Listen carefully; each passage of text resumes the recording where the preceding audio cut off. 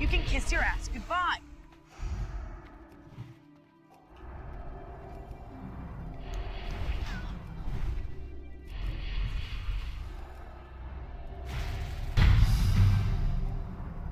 I can't dispel any of his buffs. You were screwed. They will not be dispelled. It's like, holy shit. Okay, I don't know who that DK is. Oh, this is that stupid... This is that stupid blood DK. Yep. It's that stupid blood DK that I ran into yesterday. It was like impossible. I don't know what the spec is of this person, but holy crap. They're impossible to kill. Straight up impossible to kill.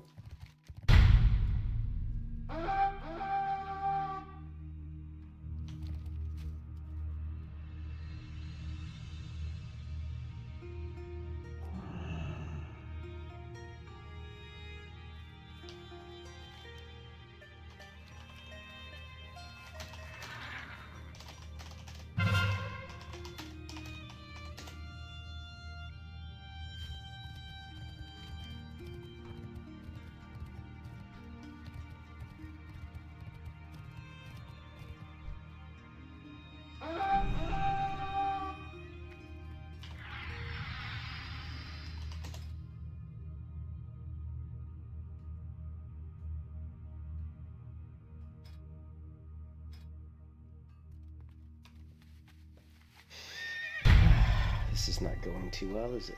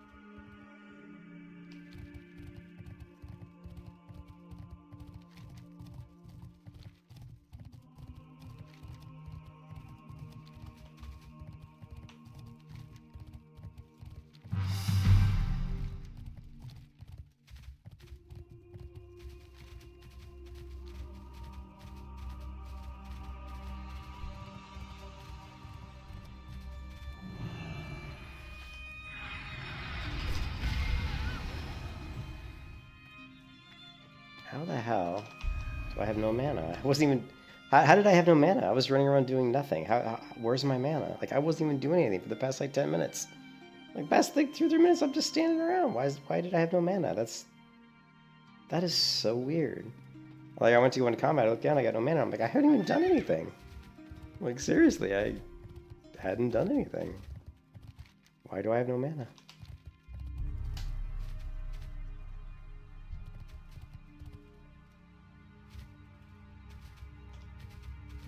Weird.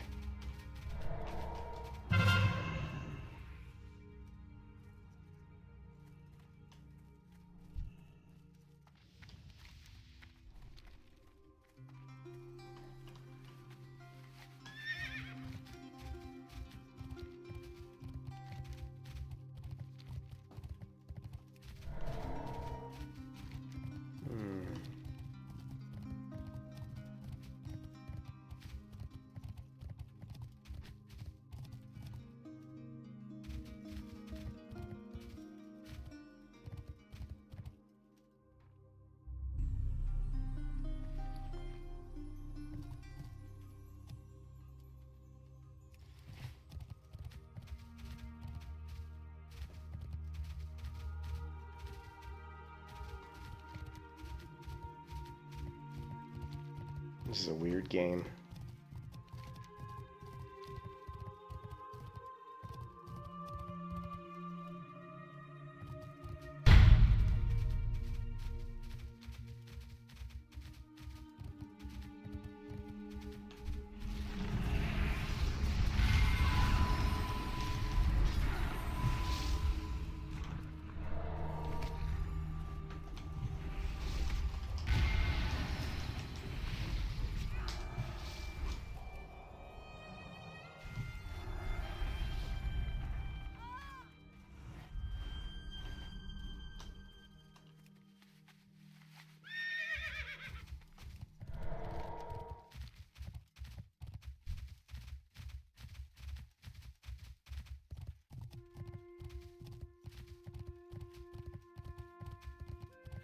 Why is the score not changing?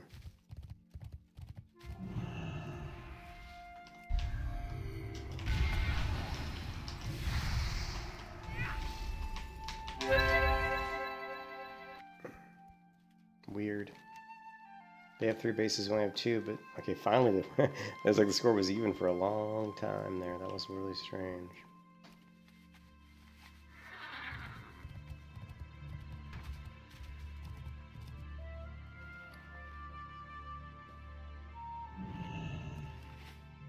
I just wasted a food. Way to go. And then I just wasted it even more by standing up. Way to go.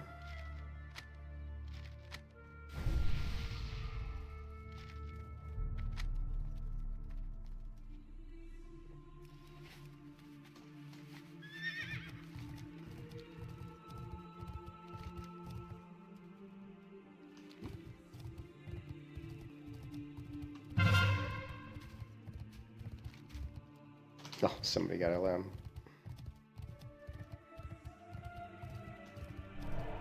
It's probably... Guess we'll find out. Guess it's a rogue.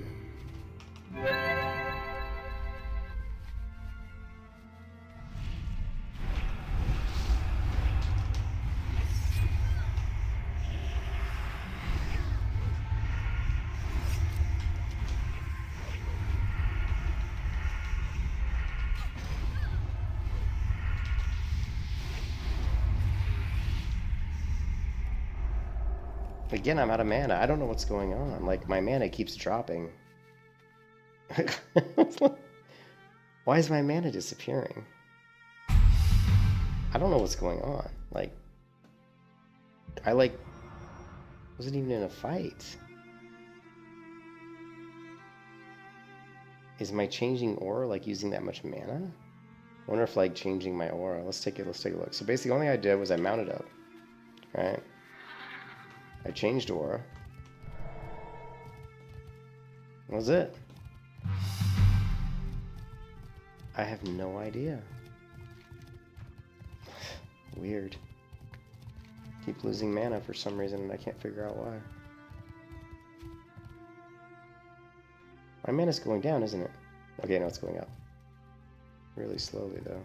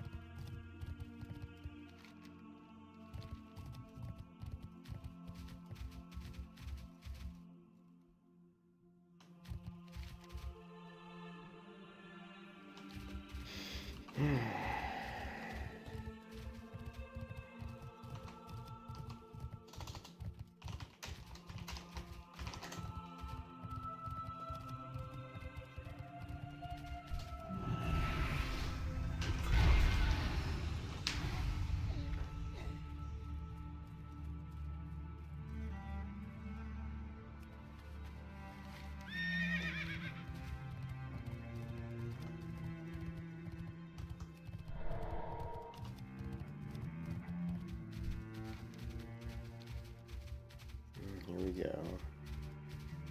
Oh, it's Goth Mommy. Shit.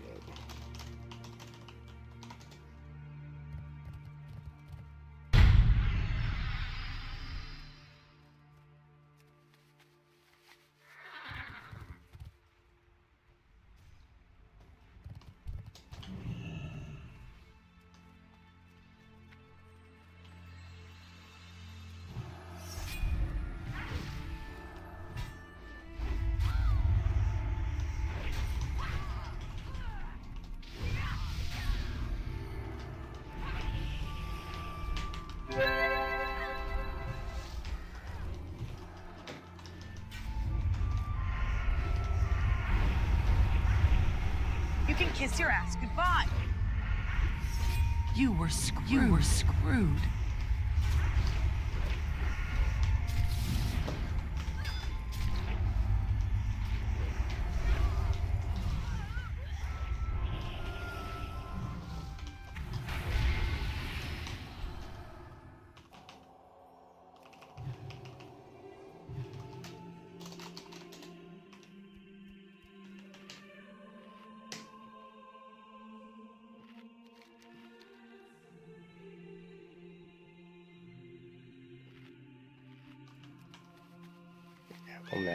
We'll never get that node with Goth Mommy and 2 rogues.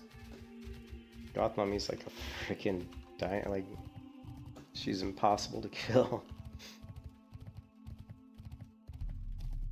I accidentally bubbled there too. I didn't even want to bubble. I did not mean to bubble in that fight. That was a complete mistake there. I'm not sure what I was doing. I think I was trying to, I don't know what I was trying to do. It was just stupid. I don't like how these are hidden all the time, so we're going to change this. We're going to go unit frames, action bar. I want this one always.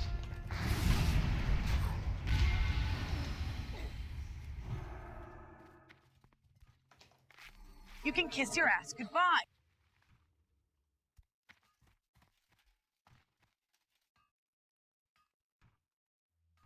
I don't know what's going on. It's like my mana is just like, is there some talent that there's like, my mana is just dropping like a brick. Like I use a couple abilities and my mana's like half. I'm like, what is going on?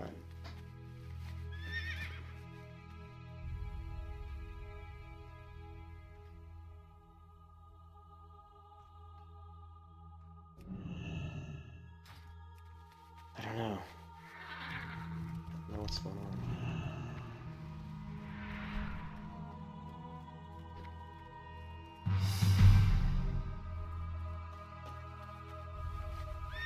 Even there, I just used one ability, and look how much mana it took. It's just like, that's a lot of mana for one skill.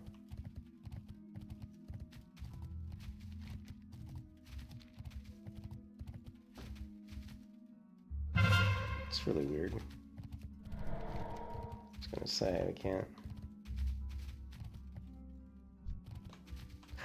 Just about ran off the frickin' man. I'm totally like discombobulated right now. I don't know what's going on. I can't play. I'm like hitting the wrong keys, doing the wrong shit.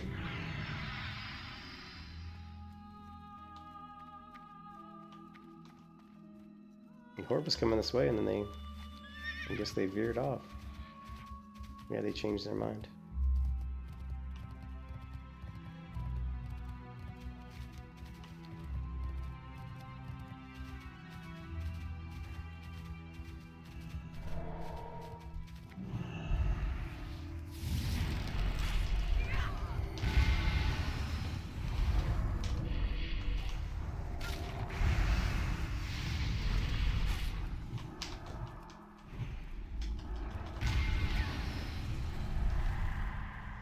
The constant fearing is hilarious, man. Look at this. Fear, fear, fear. Still feared. And look at my mana, man. Holy crap. I'm gonna have to macro divine plea into something else, because I'm not hitting it. I gotta use it more often. I hate this. This is mommy app. Screw mommy.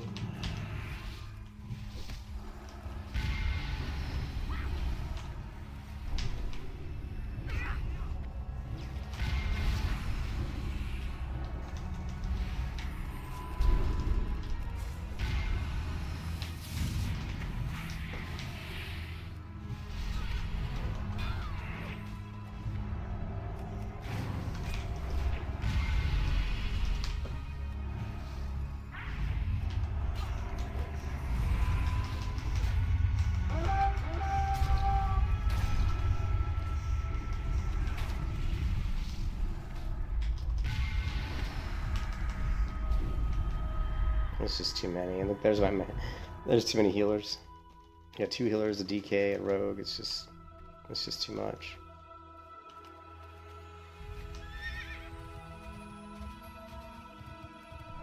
It's too much. Again, You can kiss your ass goodbye. You were screwed.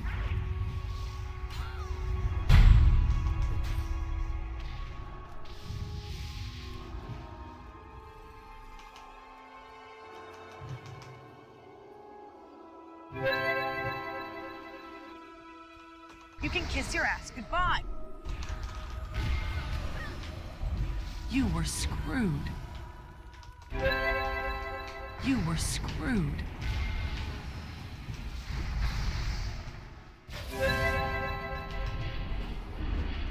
That's it, I'm dead.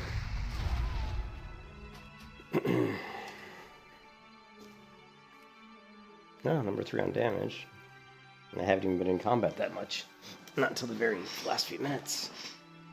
I'm surprised Goth Mommy didn't come after me there. That was a little interesting, because Goth Mommy's like a... She kicks my butt.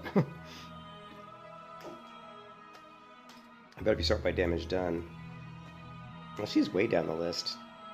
And only at 45,000 healing, she must not really be getting attacked. Interesting.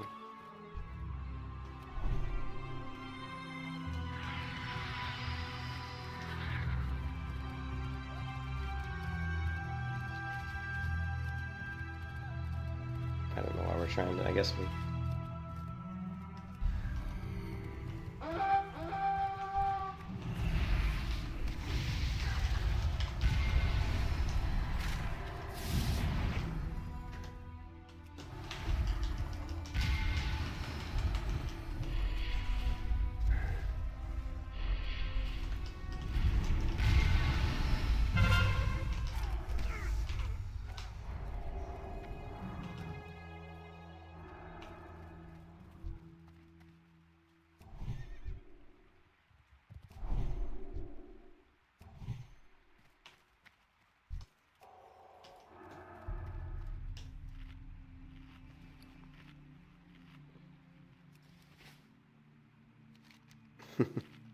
Weird battleground.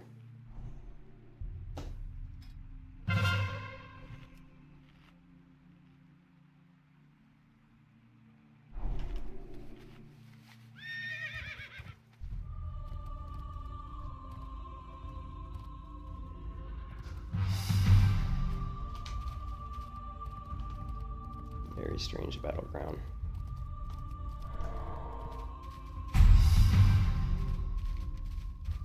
How many times have I died? I've only died once. It's just me and... Wow, even Goth Mommy's died twice.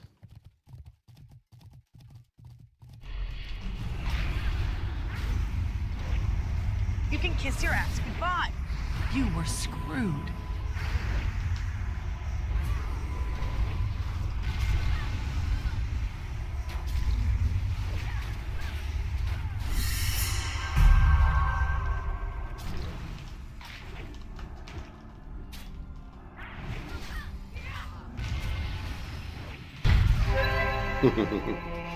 What I love about that fight is that rogue, like, one-on-one, I annihilate that rogue. But he was getting, like, heals, and they were, like, you know, other people were hitting me. I was like, man, just let me fight that rogue one-on-one so I can embarrass him. You know what I mean? It's just like... it's frustrating when you go one-on-one versus people and they kill you, and you're like, man, I know one-on-one. I just absolutely destroy that person. Oh, well. What can you do?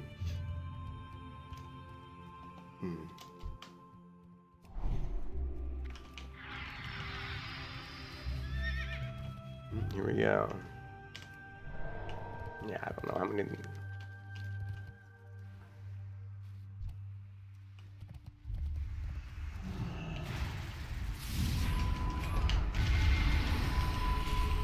You can kiss your ass goodbye. You were screwed. Nothing, man. You were screwed. Yeah, I see that.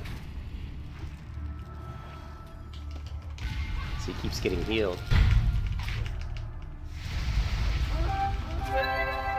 Yeah, I mean, he's not even doing the damage to me. What happened to me? Melee swing hit me. I got hit by this guy's immolate for 200. I got hit by this guy.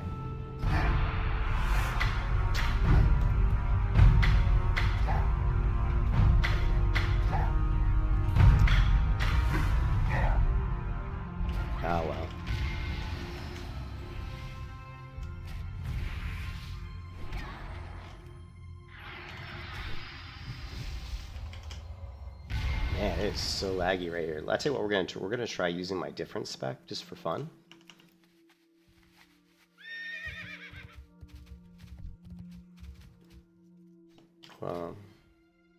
We're gonna go to my primary spec, I guess, or no, my secondary spec. Sorry, it's much more of a defensive spec.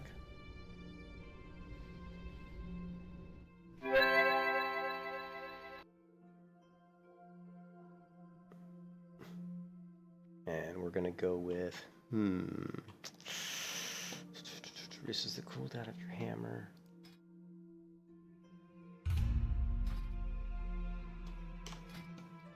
Or should we just go with Improved Judgment? Probably. Yeah, I think we probably should.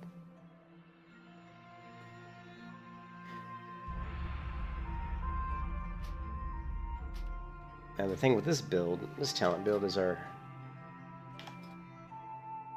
crit's not going to be as high.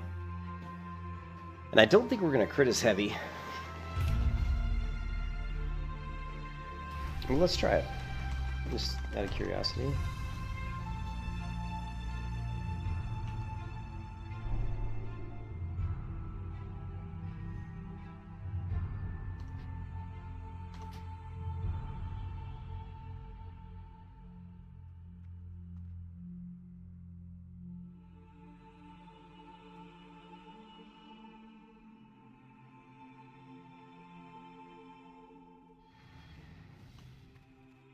Oh, I guess that started already? Guess so.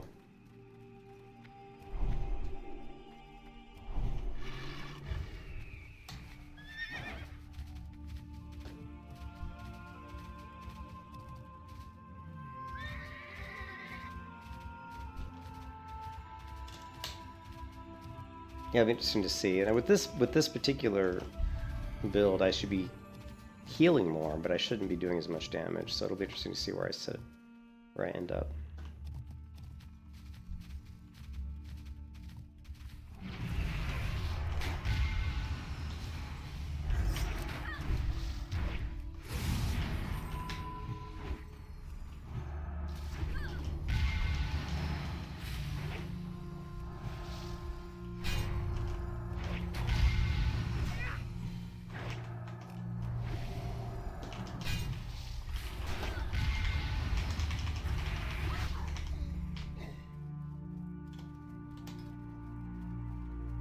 Mm, 12,000 damage, 4,000 healing. And I wasn't using Seal of Vengeance either.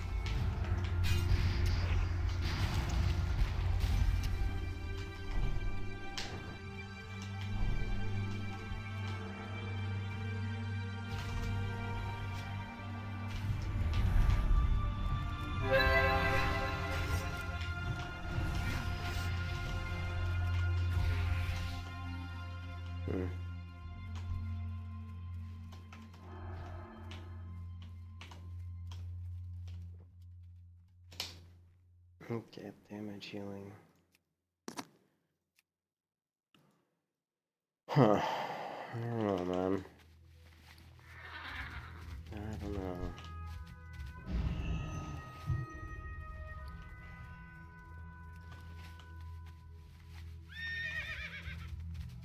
What do we got here? Oh.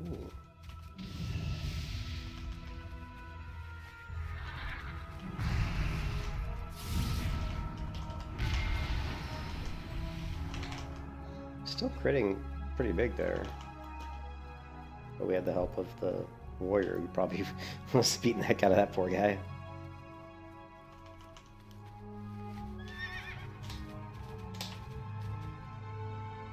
And now we got the rogue right here.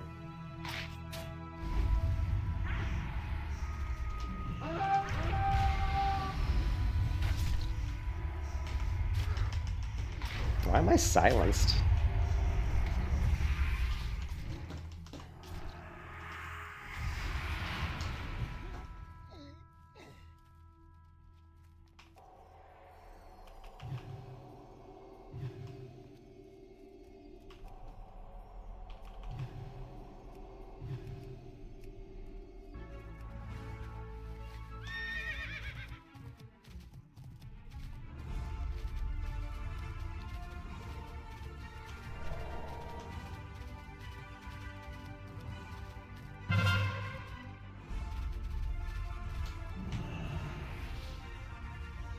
Bubblicious!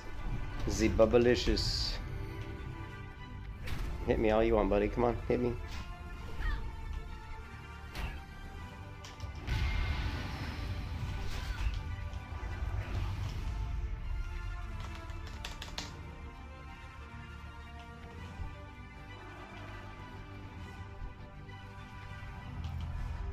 Well, that hunter died quick. Shit. Okay, this song sucks. That song sucks. That sounds better.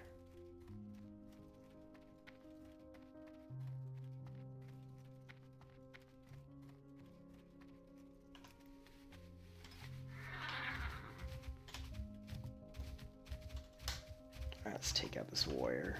He's a protection warrior, so he's hard to kill, but he didn't do any damage. Here comes the rogue.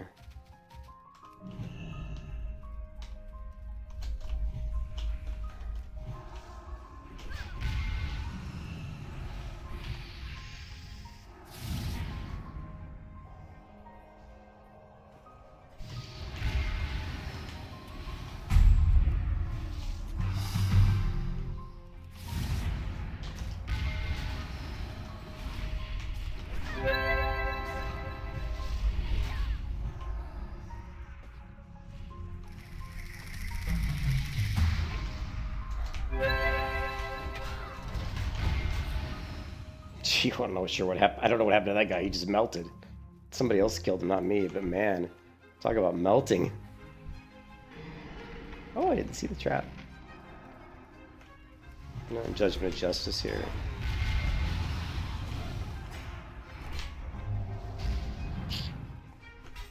Switching to seal light.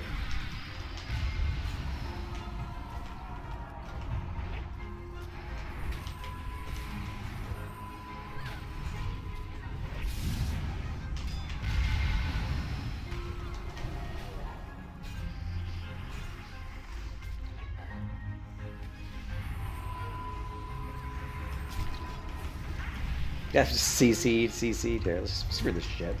I'm sick of getting CC'd.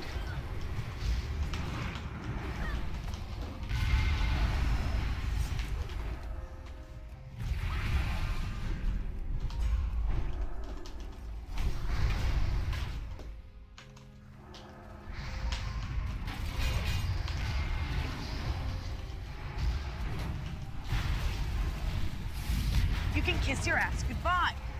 You were screwed. You were screwed. You were screwed.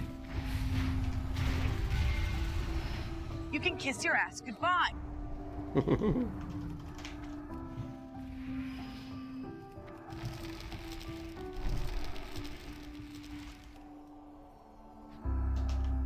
Oh, I would have killed him with the exorcism there. Somebody was healing me. Somebody, I don't know who was healing me, but I'm not sure who was healing me, but I appreciate it.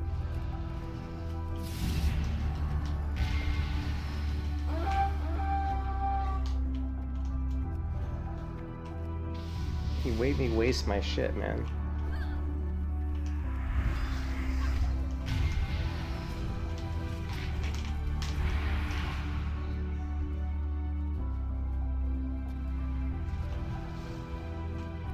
Exorcism, Biff.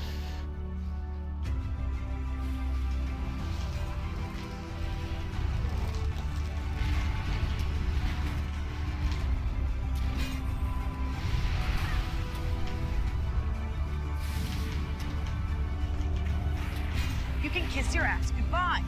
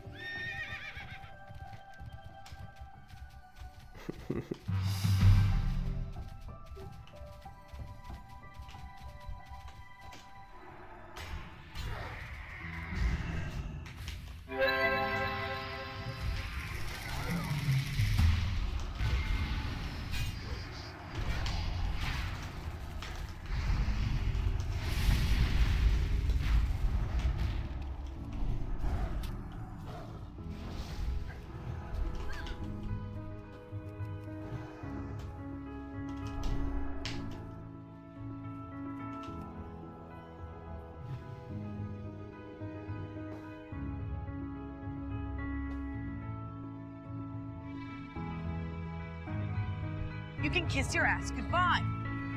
Jeez.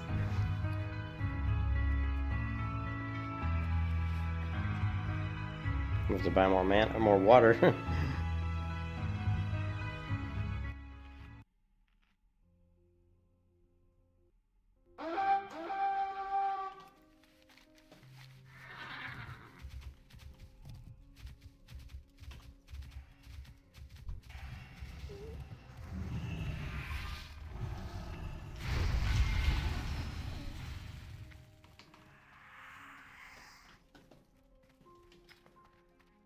Ah, 39,000 healing. So I don't really know like if this spec's better than the other spec. I do feel a little bit tankier, for sure. And probably, oh, that was the wrong judgment.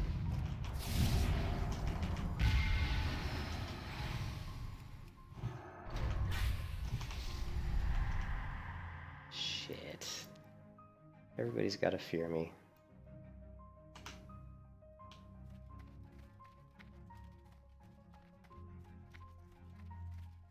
Everybody's gotta fear me.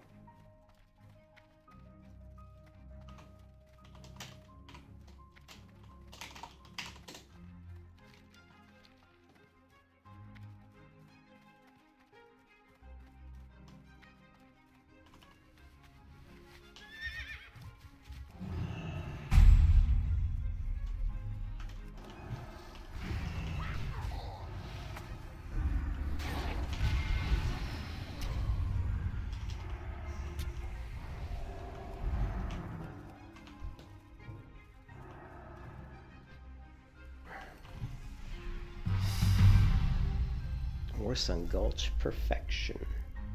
So 162,000. So I guess we can copy. What the hell? Close. Hit the wrong button, obviously. Copy to clipboard. Not send to printer. Not send to printer. Not to printer. Not printer. Jesus.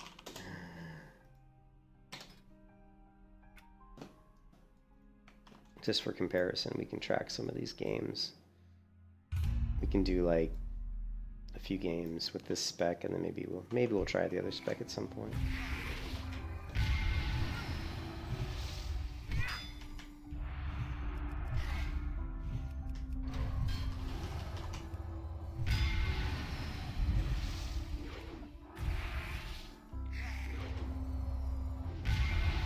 There is so much lag right here. Like, it's insane. Oh, crap. It's insane how much lag.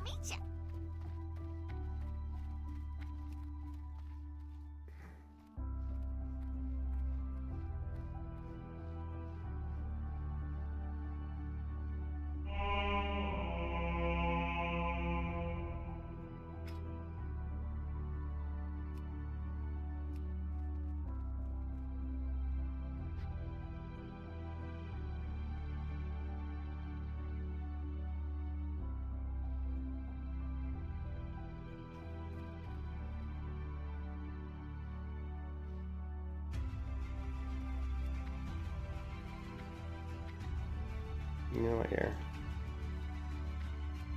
Let's just get rid of it. It's too much to worry about.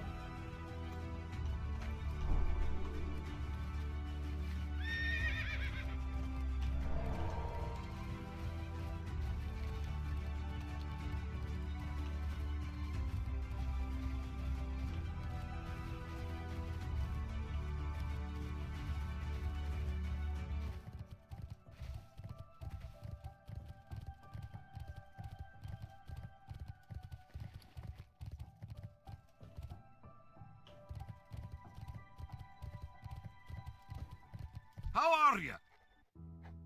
Keep your feet on the ground. Quest log is full.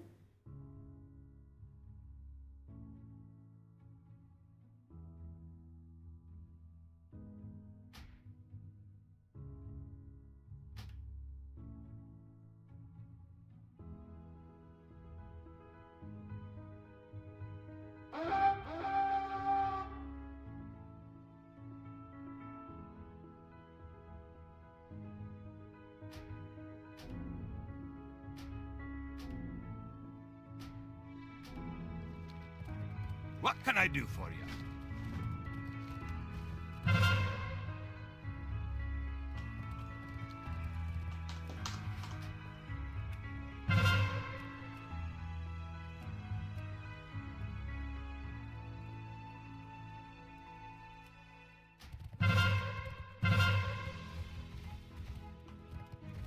Welcome.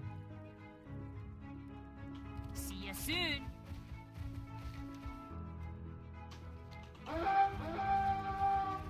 Great to meet you. Watch your back. Off with you. See you soon. What's on your mind? Safe travels. Watch your back.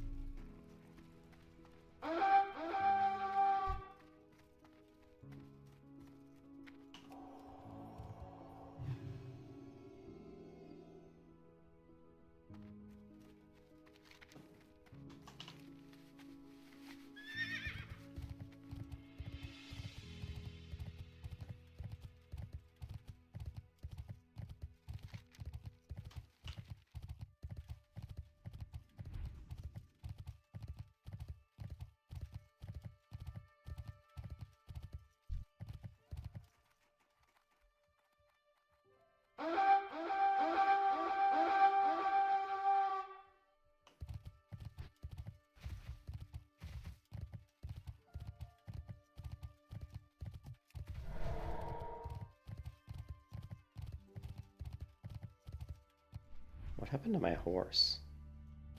Why is Chestnut Mare my default horse? It's weird.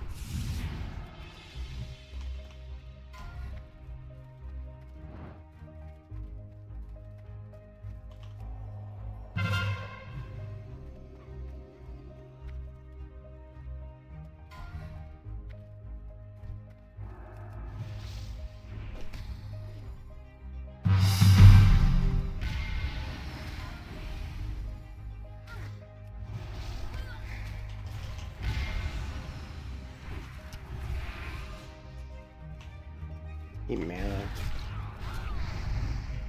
You can kiss your ass goodbye. You were screwed.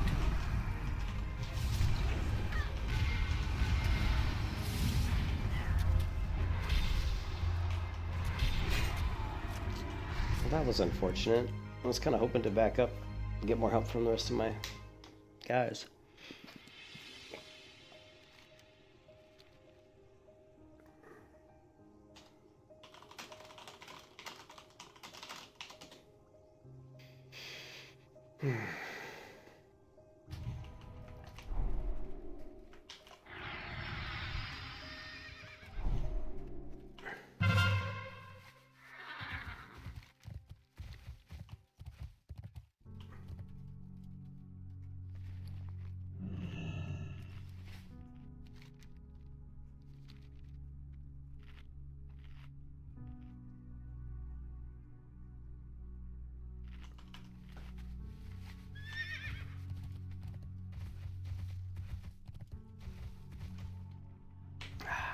Get in there, Julian. Get in there, damn you! Okay.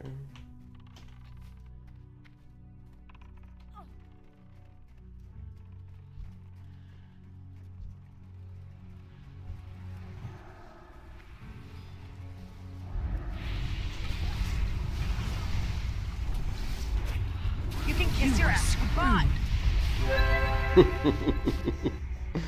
I was just trying to distract him off the capping it, but they probably are. I'm sure they flagged it. Yeah, they did. They already flagged the tower.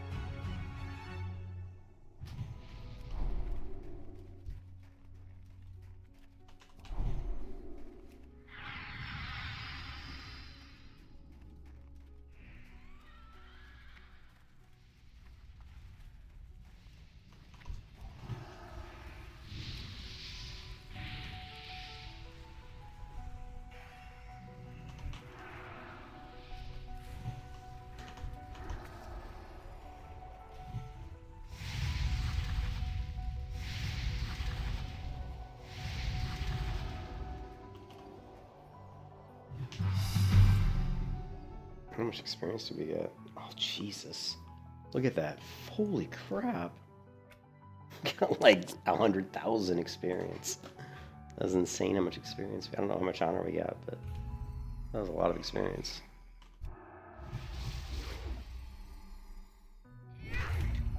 I guess we got about 800. Oh my god, the lag here is just so bad. Look at the lag. Oh my god.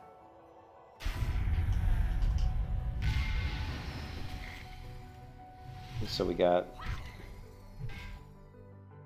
I don't even know how much honor we got. I saw the experience, but I don't see the honor.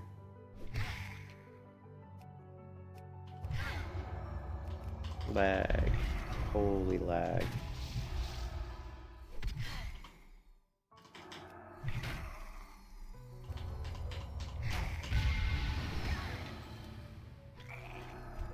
Oh my god, it's just like the worst lag.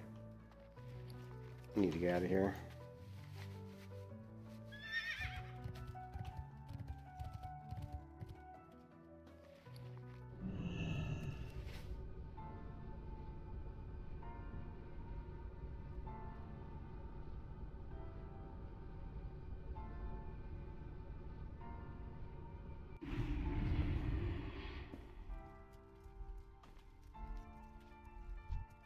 What brings you here?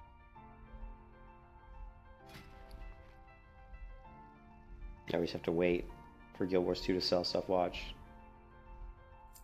Sell. I'm waiting for it to sell. Waiting. It's like, oh my god. 10-second auto sell.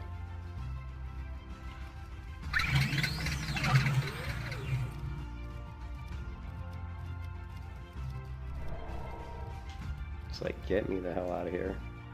Getting away from all this lag. That's much better.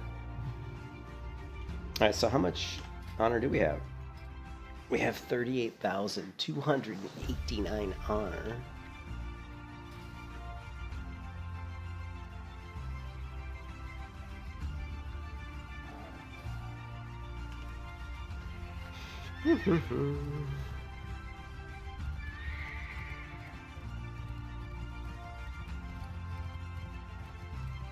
And no money, by the way. Spent all my money on my stupid trinkets for level 80. This stupid, like, Darkened Card Greatness cost me like 3,500 gold, and I only had like 5,500 gold, so... Need help? Yeah, I'm not a rich character on this server. Unfortunately.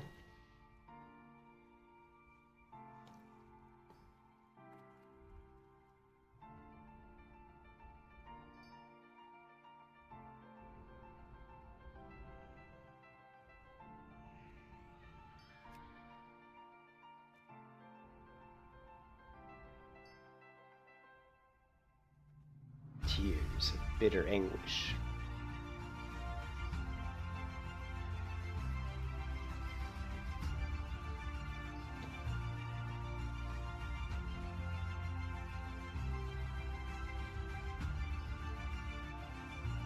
Oh my god, look at that. That's a pretty nice ring. The bone man, look at this. It's got 124 stamina. 60, look at that. Oh my god, that's a pretty nice ring. Yeah, and it's only 14,000 gold. Jesus, 50,000 gold. Look at these, the cost of these items. I mean, who has this kind of money? I don't know. People played on the server a long time, I guess. I don't have that kind of money. I don't know what you guys are talking about. That's just ridiculous.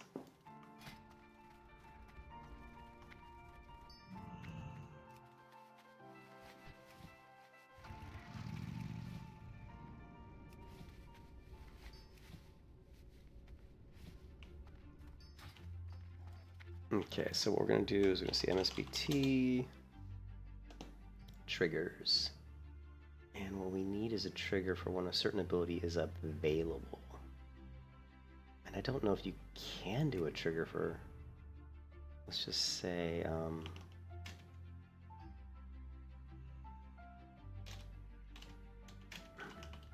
you are divine. I don't know if I can do this, because I said add event. What we want is a cooldown. Aura, cast, change, no periodic, no power, no skill ready. We want like skill ready or ability ready. And I guess it isn't there. Huh. I think I've agonized over this before.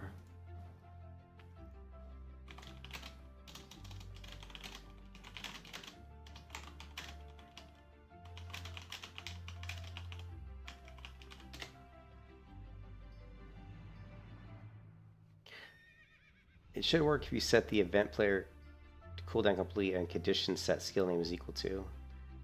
Event to player cooldown complete and condition. Okay, that's interesting. Event. Add event. What was it? Player?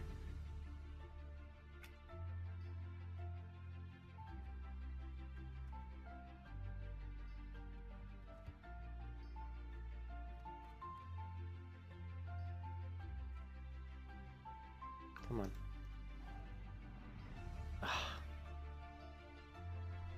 Cancel.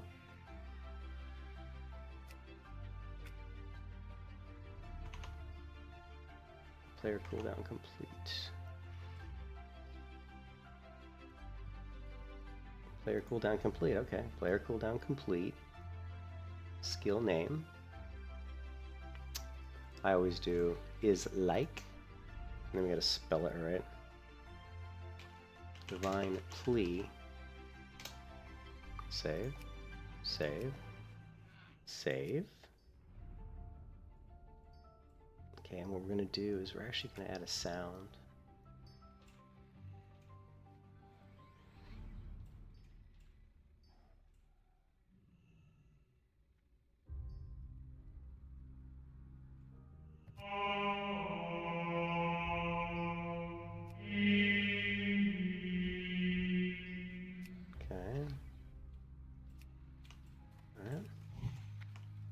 Now, hopefully when this 56 seconds elapses, that sound will play and it will say, "You are divine." The reason this is super important is because every time Divine Plea is off cooldown in PvP, I want to use it, unless I'm out of combat. If I'm out of combat and I have full mana, it doesn't matter. But if I'm in combat and my mana is not full and it comes off cooldown, I want to use it instantly. We could put it on, I mean, I have it on some of my, I could just put, you know, keybind it to Judgment, which I may do. That'll probably solve the problem.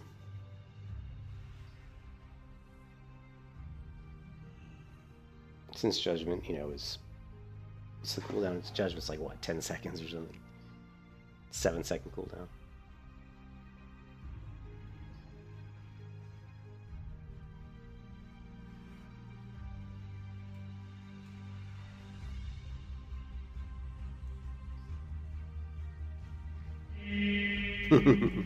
There you go. Worked like a charm. And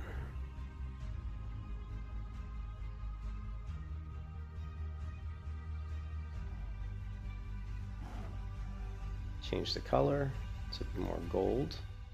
So that's just freaking cool.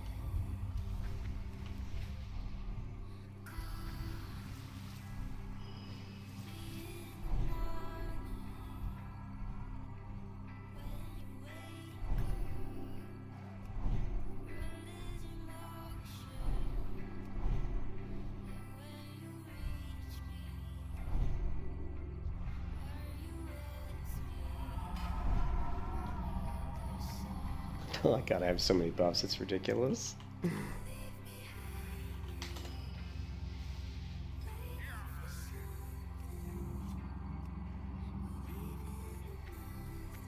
I have too many buffs. Holy shit.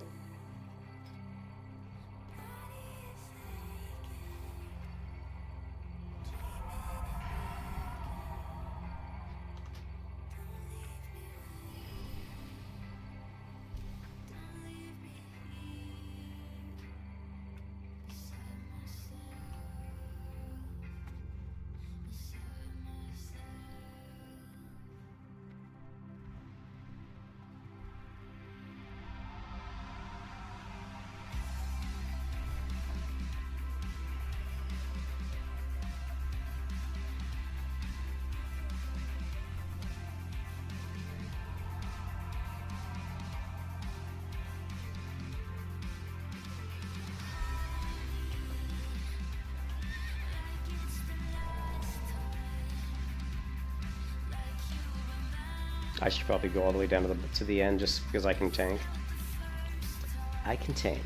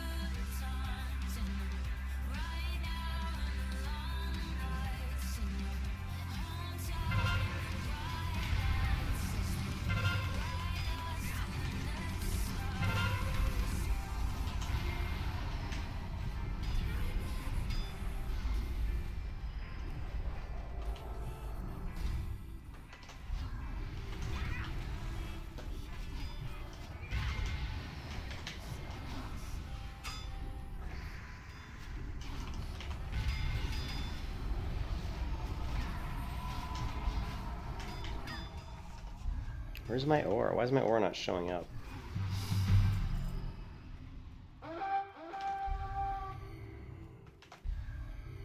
I can't see it. I guess it's just because so many people have buffs up. Oh, jeez, look at all these. Look at all these buffs. I'm gonna have to like do something about buffs in like raid big group situations because they're just taking up too many slots on the screen here. It's just ridiculous. The overlap. We should be able to put a limit on how many it shows. We only really want to show maybe 2 rows at the most.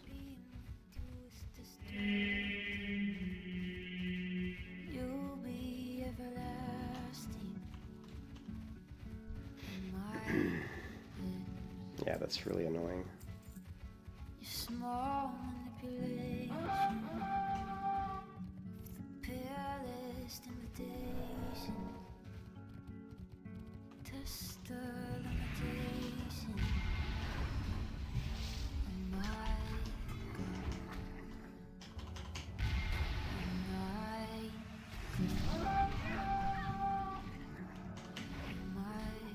grit.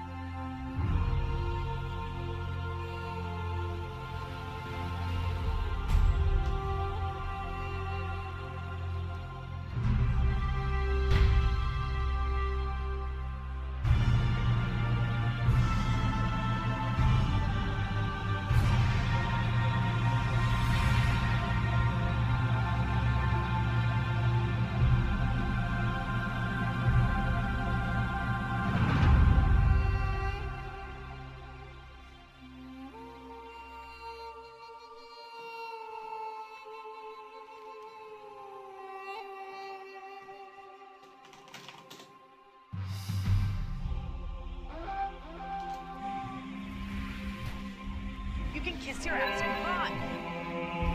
Okay, or not. Or not. Or not.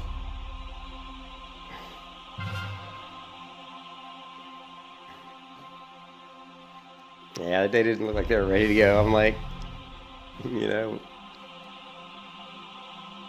we took all the towers down. I don't think there's any other towers left.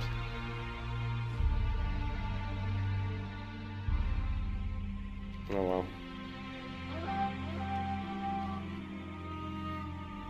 There goes all my buffs.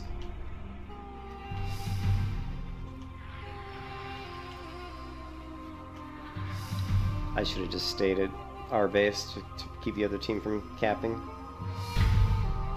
But we'll see. Nothing to be done now. You can pull it up if you have a lot of healers, but oh well. Well, what if there's 2 up? Yeah. I don't know. I haven't done AV in so long. I couldn't remember how these guys drop. The towers get destroyed. Why are there a horde around the Alliance tower? I don't get that. Why are there Frostwolf Guardians around a tower that's flagged by the Alliance? I don't get that. You know, it's weird.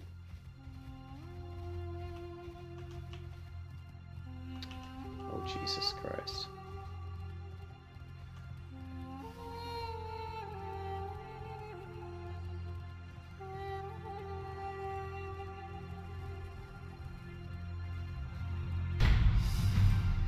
Yeah, well, we won. Guess they didn't need me.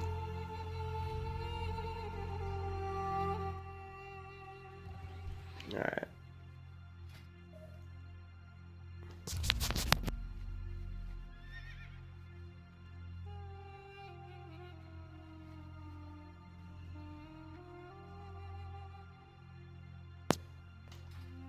So we were like 38,000 on her.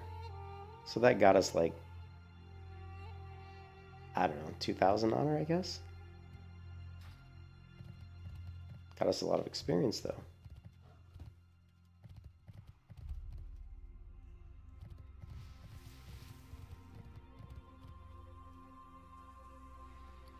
I probably should go repair.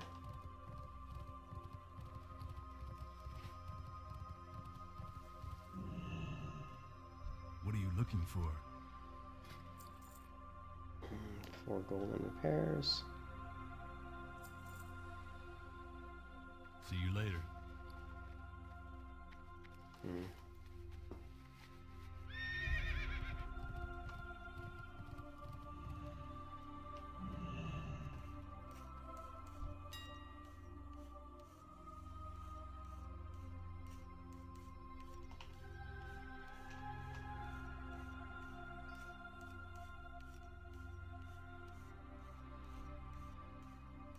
Tempered Serenite.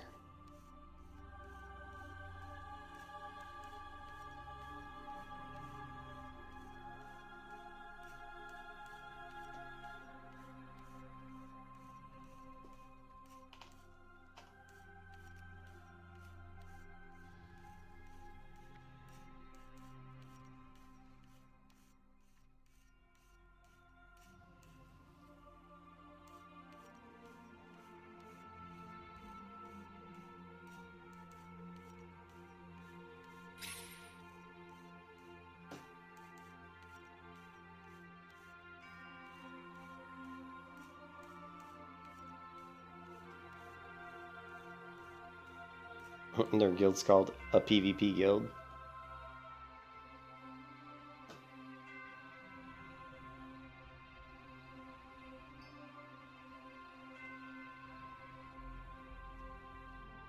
Dodge, parry, hit rating. Oh, not bad. Defense rating, expertise. A lot of this is tanking stuff. Yeah, a lot of this is tanking gear. Apparently tanking gear sells for a premium.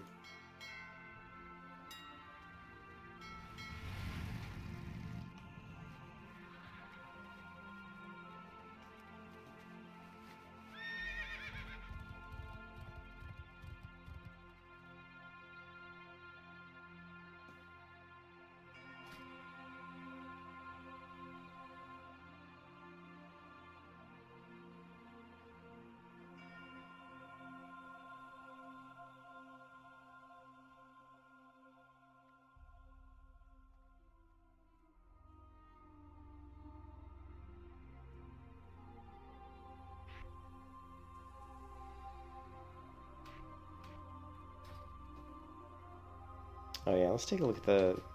I need to figure out the Guild War 2. Group frames, party, interface. Okay, auras per row, buff size. Let's take this down to here. 1, 2, 3, 4, 5, 6, 7, 8, 9. We can easily get 10 in here, so let's put 10. And debuffs.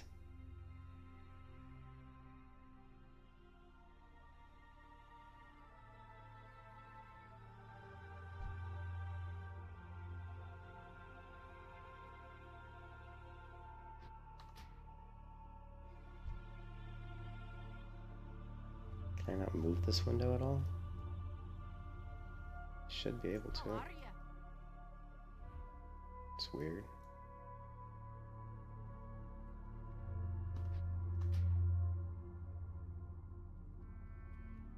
Anyways, let's go buffs.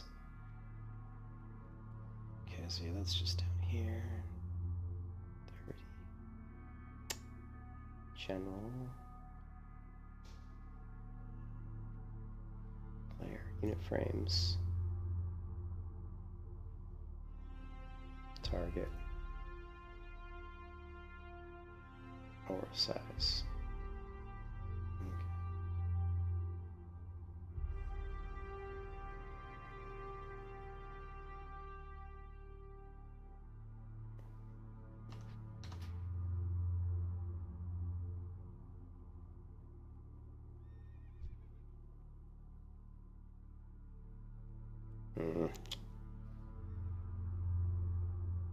I don't want the minutes to overlap.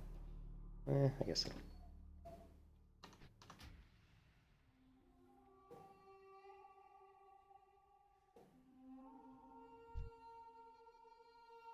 I guess it'll have to do. Anyways, we're just waiting for Battleground to pop at this point. It is the AV weekend, so we're getting a lot of experience by just doing Ultrog Valley.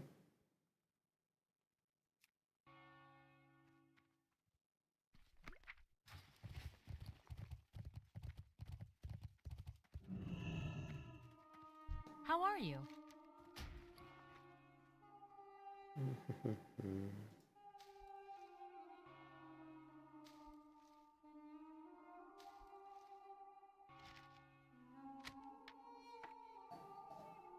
Safe travels.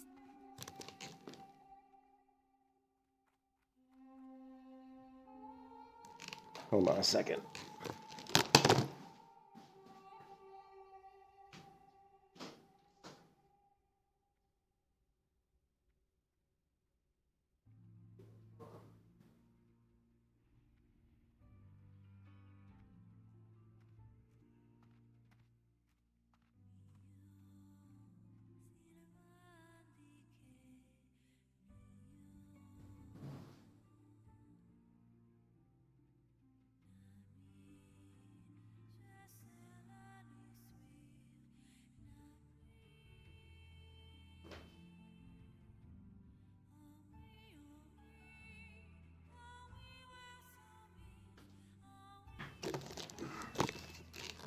Sorry, my dog was whining. I gotta walk the dog. So let's leave these battlegrounds. I gotta walk the dog, and I'll be back after that.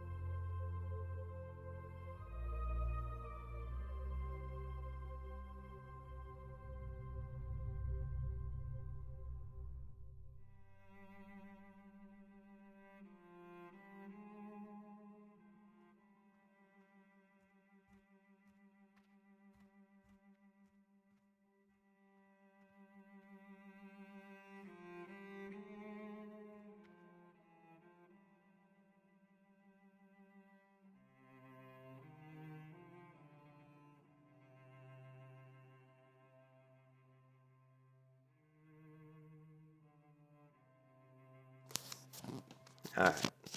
I think it's time we, I don't know. I'm debating on whether I want to play my melee hunter. I'm going to do it tomorrow for sure. I just don't know if I want to do it right now. I'm a little tired. We're getting pretty close to level 78.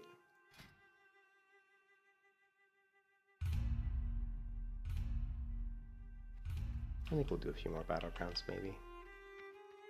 Why not?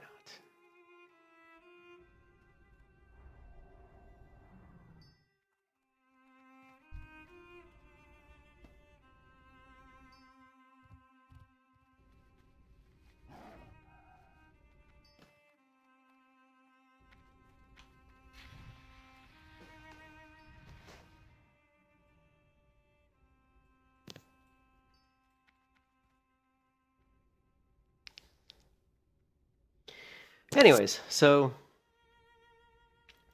let's watch some hardcore clips, I guess, while we wait for the queue to pop. What do you say? Always worth a laugh.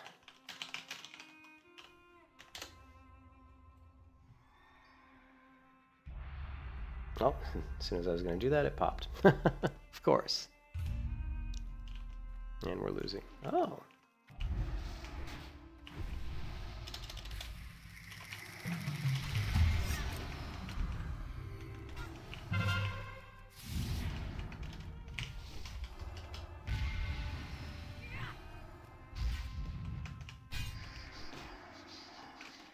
Come on.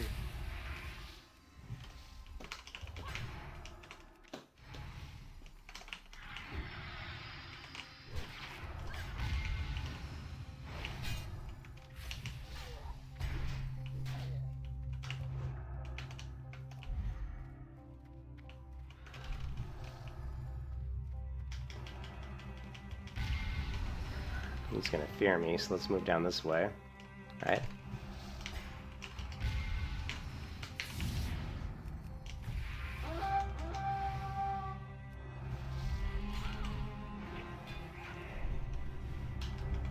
Shit, of course. You can kiss your ass goodbye.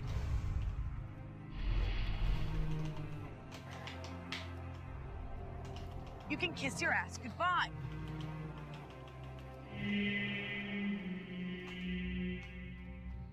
Well, that was a little disappointing, wasn't it? You can kiss your ass goodbye.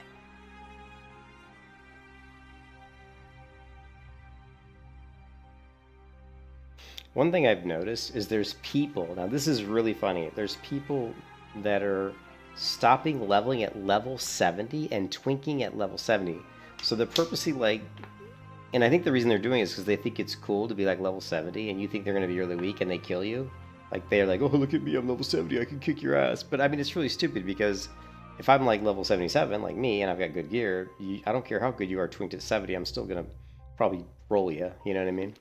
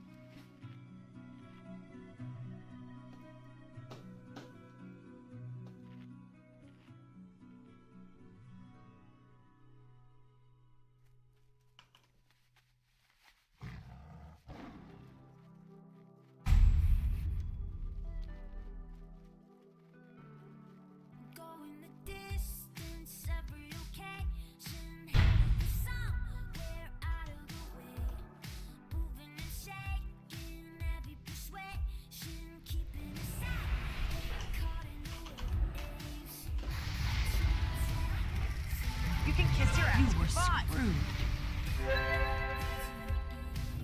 Just wait for the tide to me.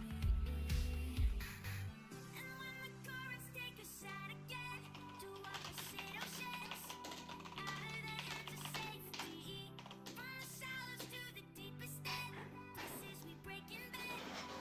You're the one in it with me, no matter how far we get.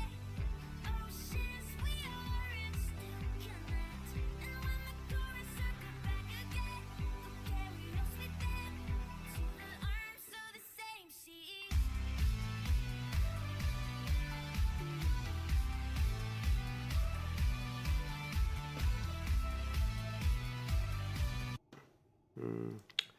Yeah.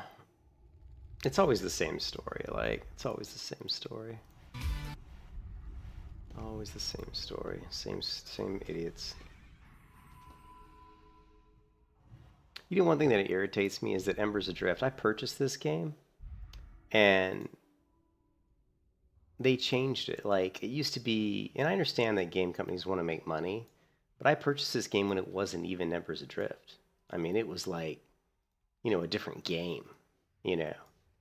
And now, like, but when I purchased it, I could play the game, and I had, like, I don't remember how many character slots I had, but I had, like, 2 or 3 or 4 character slots, and all of a sudden they changed it so that you have to get a subscription to have more than 1 character slot, and I'm like, what the fuck?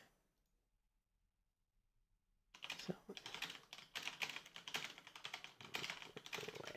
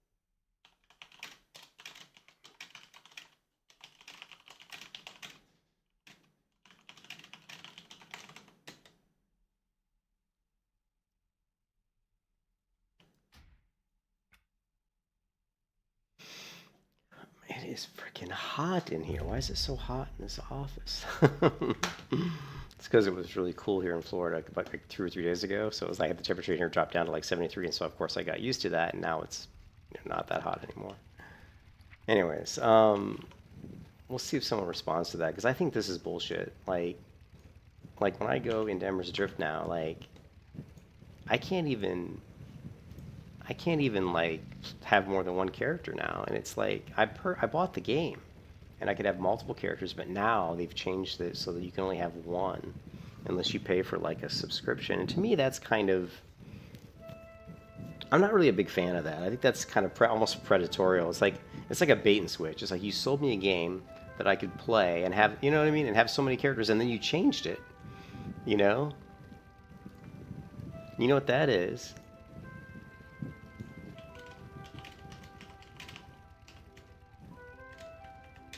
This is what that is. Arisian, take the princess and the Wookiee to my ship. You said they'd be left in the city under my supervision. I am altering the... Okay, change that with, you said I could have more than 1 character in Embers Adrift. deal. Pray I don't alter it any further. And then Embers Adrift says, I'm altering the deal. Pray I do not alter it any further, right?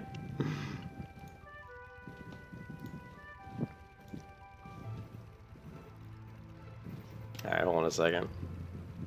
Hold on 1 second. We're going to do a pause screen just for a minute.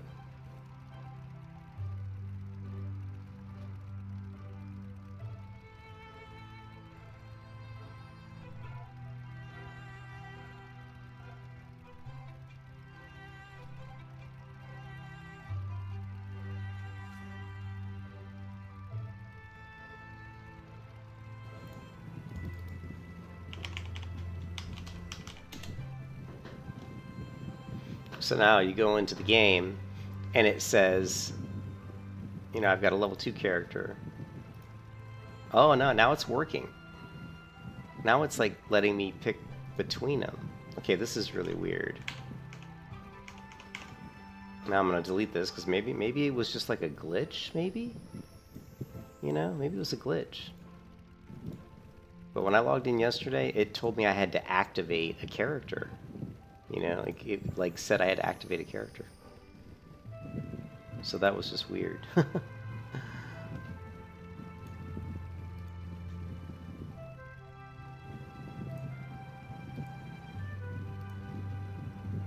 I want to see if I even remember how to play the game, which I probably don't, to be honest. Reticulating sweat. So the biggest problem with this game... Sorry, I gotta turn my fan off. One of the biggest problems with this game is you see it when I'm logging. It's laggy. I mean, look how laggy it is.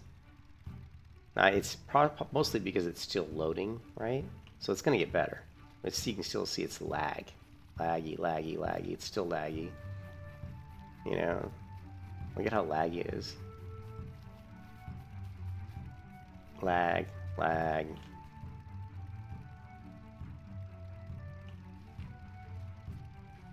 Now, it's finally kind of calmed down a little bit, but still, as I'm moving around, you'll still see, it looks like, see, it's a little bit calmer now.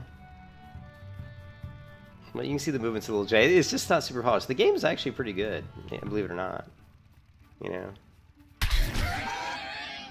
But the combat's really basic.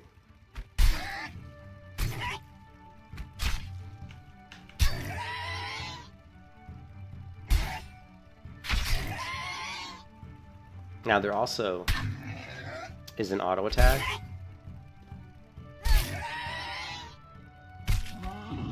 So right here you're gonna have like this auto attack timer. So you're gonna want to weave your auto attacks in between your abilities. So you're not gonna want to like use like your threatening strike right before your auto attack's gonna go because you're gonna clip it. But this is a very like grindy game, you know. I think you can here in a second. I think we can do shift right click, or maybe not. How about just right click? How about right click, right click? No. Okay, well, apparently I don't have auto loot. You've got control key to crouch. No dodge roll for this character. This is this is basically like a tank character. So you can see the auto attack sweep timer. You see, you don't really look at the sweep timer. It's like the seconds.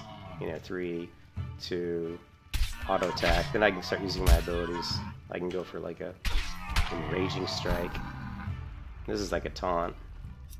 Anyways, you get the idea. It's the game has possibilities, and it looks like I was wrong. It looks like it didn't. Hold a second. It looks like you can play more than one. It was weird. It was like it was saying I had to buy a subscription. I was like, what? So it doesn't look like that's the case. So that's good. And I got another game where we're getting our ass handed to us. Wonderful.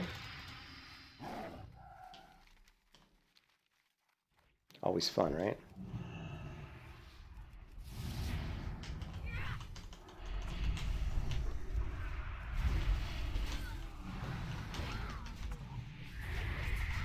You can kiss your ass goodbye. You were screwed.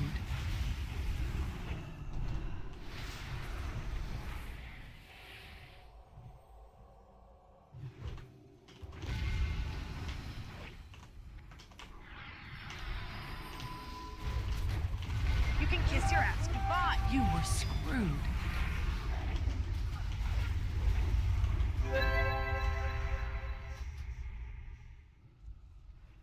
Alright, let's...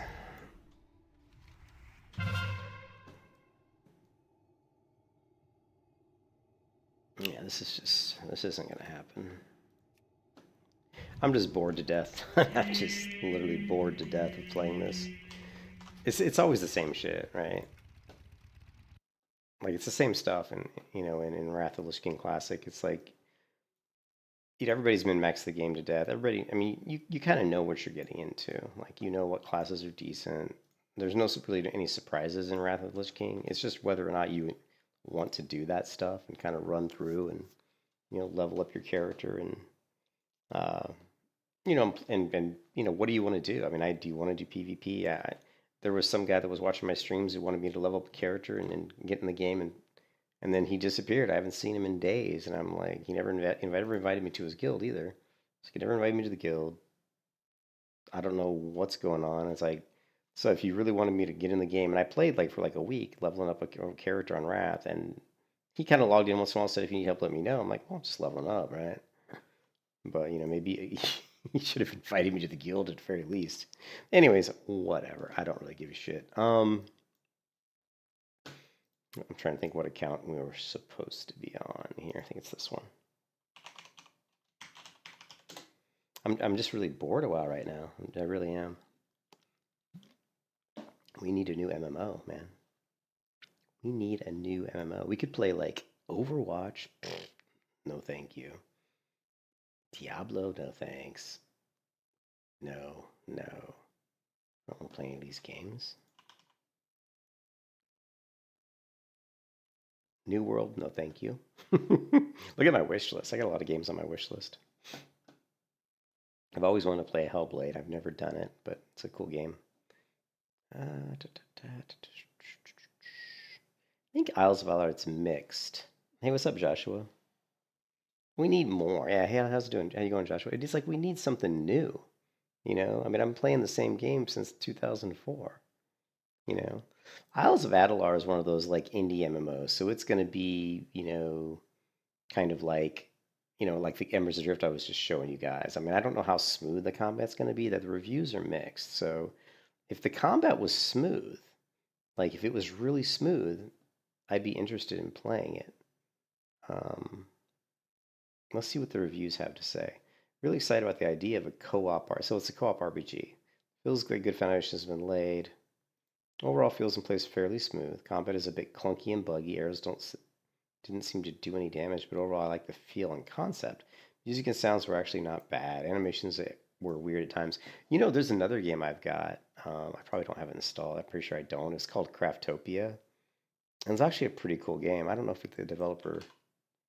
This one. Let's see if there's anything recent. Regular updates. Yeah, October 2nd. I mean, he updated fairly frequently.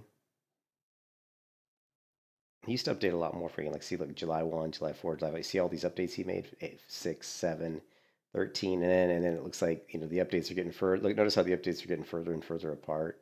August 1st, August 21st, then, you know, 30th, September. But he's still making pretty good updates. This game's actually not bad. It's a crafting kind of game.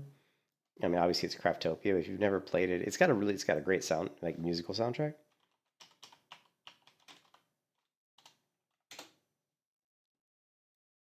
Craftopia is a new open world multiplayer. Okay, this is from 2 years ago. So you can see Lazy Peon did it 2 years ago. Here's one 3 months ago. Let's see what this guy said. I'll be right there. I gotta blow up Earth. Oh my God. At any time, I can spend mana to heal. Werewolves came to torment me, and at the beginning of this playthrough, it was kind of scary because I was naked and had a crappy bow. Day 3, I continued on setting up my base by crafting a hatter, a red beret, so I had head protection, some armor for my body, and then a chest because I was overflowing. I did like the graphical style was pretty good too of this game. You're in the same boat, most indie MMOs. Yeah, it's trying to find indie MMOs that have a really smooth. This one's actually pretty good though. Like Craftopia's combat's pretty smooth, and you've got like gliders, which are really cool. I don't have the game installed right now, but yeah, there's dungeons. But the thing with this game is it's a single player game. It's very, very, very simplistic, you know, from a combat point of view. It has a very, like, the guy who did this obviously was heavily probably influenced by Fortnite, because it just has that kind of Fortnite look to it, you know? You know, like the slots here, down here at the bottom, look very Fortnite-y. Today I found my very first dungeon and started running through it with my crappy copper sword. Dungeons are set up of 2 rooms, then a boss, so once you kill all enemies in the first, a door will open, leads to another enemy, you kill this guy, another door will open, then you fight the boss. It's pretty straightforward if you ask me. Dungeons are the best way to get loot in this game, and luckily there's no shortage of them, so I did happen to find a different sword along the way that was a lot better than my little copper thing. It's time for the boss! For my first one, I was extremely cautious because I was very underleveled. I fought one of these bosses like once, I think, and they were pretty tough actually. So I just used a bow. It was just poke damage here and there, hiding from the beams, and rinse and repeat. But since my name is Sizen, of course I got impatient and charged the man with the sword and was able to take my first victory. At the end of each dungeon, there's a barricade that gives you a slate of growth, which I'll touch on shortly, and then there's also 5 chests that can drop food. Out, and turns out it wasn't too good. I'll just use my swords instead. While being in higher level areas was really tough for me, fighting I never got to the higher level areas. I don't think I ever got past like level 5. more wells down because I killed this executioner guy, got my one step closer to crafting my wings. Day 69, I went back to my home island to Day do a couple of chores at home and also Can you believe place this down guy? my newly found Anubis I statue can't believe who he played the danced game for that me. much. Later in the day, I Oh my headed back God. to that level 6 island where this boss killed me because I wanted to try again. I tweaked my build a little bit to squeeze out as much magic attack as possible, Magic. and this time around, it seems to have paid off. It's either that or my knowledge of the There's the actual hang boss glider. helped me a lot, but I did way better this time. As you can see, this fight drug out for 2 whole days, and I didn't come close to dying once. And with patience, skill, some dodging, and a final blow, oh, I did it! Yes, sir. Oh, what is that? That is sick looking! Oh! Looking back on this, I wish I would have grinded for a second one because having 2 of these would have made my build more versatile. I could have done melee attacks and also had high magic attack. But unfortunately, just equipping the one wasn't stronger than my current staff build. I started off day 71 by crafting a chemistry bench or a chemistry lab, whatever. Anyway, so this game's pretty cool. I mean, I played it like a long time ago. So, but I saw that, to me, I thought it had potential. I wonder if there's a, see, I last played it, look at this, last time I played this game was, wow, I can't believe it was that long ago. I played it in September 27th of 2021. So that just shows you how long that Craftopia's been around. Also, I actually bought I've got the soundtrack to it too. So let's see. I don't know where it is. I know I purchased it. It should be in here. I don't see it though. I know I've got it, but I don't see it. Why is that? It's not under the name Craftopia? That's weird. Huh. I know I've got the music for this game somewhere. Maybe here, let's try something here. There it is right here. Craftopia.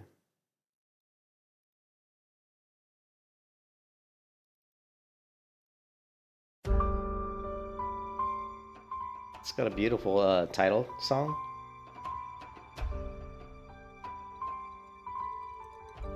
Very simple, but nice.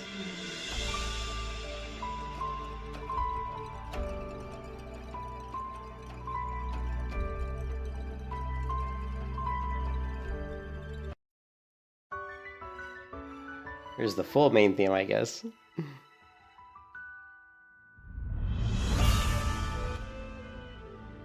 Anyways.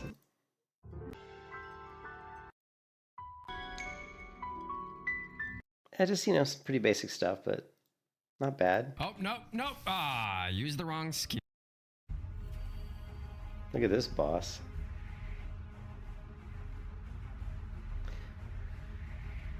But I'm pretty sure this is, I'm not joking when I'm pretty sure this is made by one guy. Like, this game, I'm pretty sure is a one developer team, I believe. I don't, discussions. Anyways, at least it started off as like a one developer team. So very impressive, for what this guy created. So pretty cool. You don't see a lot of indie games, that are very good. Another game that I was an amazing, a really, really good game that died before it should have was Arcblade. Arcblade is one of the best. It like when you think of indie games, Arcblade is like one of the best like indie games I've ever played. Hello and welcome, you are gaming with me, bro. And today, I've been doing loads Okay, this guy's trying really too hard, right? of editing. But Let's, then, we hello and welcome, you are... we gotta watch this again. Watch it. Every streamer tries to have some sort of like signature thing, right? Like, it's kind of hilarious. So this guy, you can see, I bet he does this in every video. Let's see. I bet he starts every video off by saying you're gaming with Brothgar. Normally, Let's see. welcome back, my fellow duplicants, to Oxygen, not in. Okay, and he's not. Maybe he just did it for this. This is a 10-year-old video, right? Let's see if he did it when, you know, Normally, in this game, sometimes people will have like their little like thing that they do in the beginning of their YouTube channel, and then they get tired of doing it. They realize this is pretty stupid. And perfect example is the Cherno, who actually I like this guy. He's a software developer he's creating his own game engine called the Hazel Engine. So I'm a big fan. I'm a software developer, so big fan. And if we go to by oldest, right? Let's go up to when he first started showing his face, his pimple face. such a nerd. He looks like such a nerd. Let's see when he started. Man, he did a lot of like just individual videos like this 9 years ago. But at some point in time, he started like showing his face on camera a lot more. Like I don't know if he did it on these. No, he didn't start doing his little "hello, this is the Cherno" like thing. I got to show it to you though. Let's see if he does it here. Hello. Okay, that is certainly not it.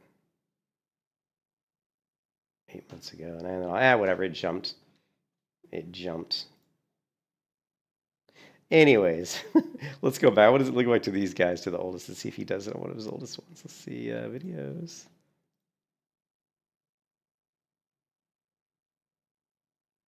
There we go. All right, well, welcome back to Gaming with Brothgar. That's me. Okay, he does say game with Brothgar. He didn't do it as like crazy as he does it here though. You're gaming with me, Brothgar. And Brothgar. Today, I've been doing loads of editing, but then this game pops up on my Steam store, Archblade, free to play. It's in beta, and I call it Archblade. I guess it is Arch. I don't know why. To me, I say Arch, because like Bach, B-A-C-H would be Bach. So when I see H, I always think k. So I think Arc. You know what I mean, as opposed to Arch. But I guess you could say Archie with an I there. Anyways, this is probably, without a doubt, one of the best competitive, team-based, point control freaking games I've ever played. It's that good, and it's such a like an underground gem. You know what? Stuff like that, they're making nice. So you go in, and you basically have, you can pick a character, you lock in other people. So it's kind of like Overwatch, but this came out before Overwatch, I believe. You can see this is 10 years ago. When was Overwatch released? Actually, was 2016. Would have only been what? That's like what? 8 years ago? 7 years ago? God, it seems like it was like. So this game definitely precursor to Overwatch. But you basically lock into a certain class. It's like a lot of team-based games where you basically, there's different characters, but only one person can play each character. Very much like Overwatch. And, you can't have two. You can't have two Rennies. Like this is, I don't know. We don't have a Rennie in here, but you can't have two. Like here, Noir and Bilson. Whatever. These are the names of the players. I can't remember the names of the individual type characters, but. All right, so I steal a little belt. Surrounds a wall, which along those lines. So the goal here. Is to control these points. Like, so when you get on one of these points, it's kind of like Overwatch or any kind of, where you just stand near the point and you eventually take over. So if there's two people, if you're standing there with your teammate and the other team has three people standing there, it's just like World of Warcraft on like like Eye of the Storm or something. The three people are going to capture the flag over you because there's 3 to 2. Here is kind of a conquest map. We got a. It is like a conquest map. We own. And this is a really bad. This is like a healer type class. It's not a really the best class to really show the game. Is it Rennie? Rennie G, Fire Rennie. Oh, Fire Rennie. This is the class I played, which was Rennie F. Super cool. Very much a melee-based class. She actually has juggles, like you would see in like some of those old Street Fighter games. So she can juggle people, knock them up in the air, and do combinations. But what's also cool about it is she has range attacks as well.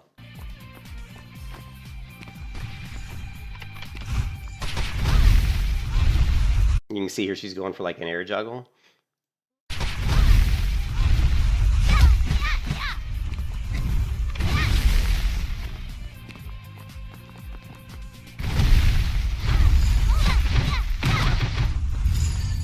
good player too, because you can tell this is a pretty good Rennie because of the way. What happens is when you get someone in the air, you actually have to turn your camera to a certain angle to really be able to pull off the juggle. It's really like the way the game is set up. It's like those video games that there's like they're kind of, I don't want to say they're glitchy, but there's a certain nuance to how you have to view certain things in this game to pull off abilities, because since the camera's kind of locked at a certain, like, you know, you really can't zoom in and out with the camera. Like, you almost have to tilt the screen. So let me see if I don't know if I can explain it to you here. Notice how she goes in. Notice how once she hits and she knocks the character into the air. Notice how she turns the camera to the right. Right here. Well, the camera zooms in once you're in the air and you get close. The camera will zoom in. But you can see she's trying to keep the camera at an angle where she can still... It's hard to really explain unless you play the game, but... Yeah, she's trying to get the camera like so on top so she can see, but it's really, like I said, it's very hard to explain, but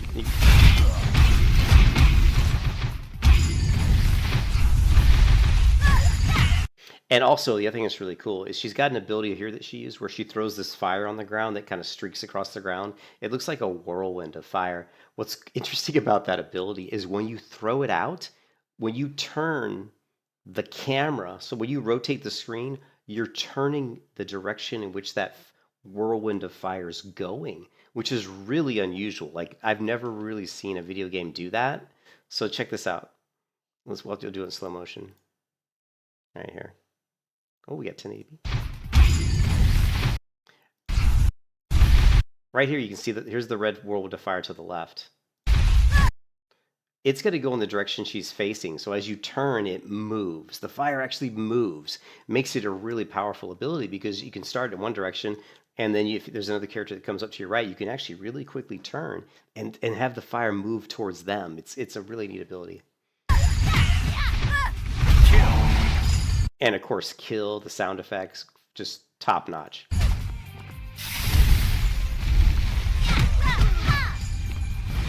Double kill. Exit. Yeah, but this was, without a doubt, probably one of the best indie games I've ever played. And what's so cool about it is the uniqueness of... I think one of my favorite types of games has always been team shooters. This one and another one that's just absolutely amazing. Because I grew up playing... Like, the first game I played that I got really good at, where it was like basically professional level, that was Unreal Tournament.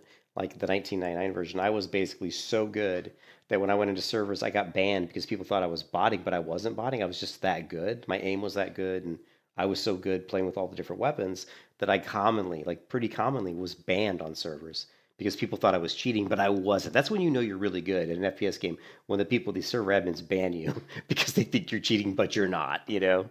But another really, so that was a team-based shooter, kind of, but the characters in Unreal Tournament are all the same. There's no difference, you know, like it doesn't matter which character you pick, whether you pick this female or that female. You know, there's no advantage or disadvantage. Whereas if you play something like Overwatch, every character has their own strengths and weaknesses. Same thing with this game here, Arcblade.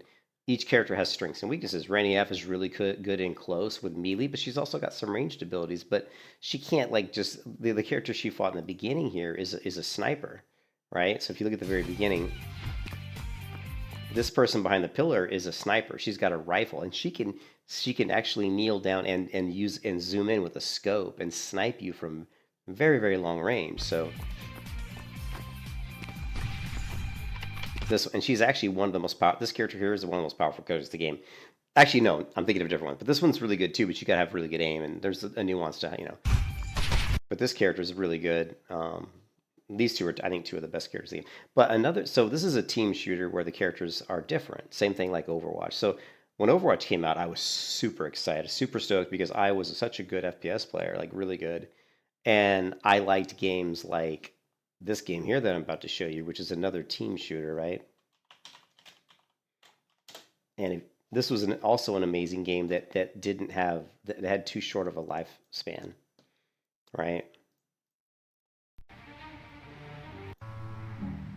Oh, this is the trailer for the game. Here, I'll just play the trailer. It's kind of funny.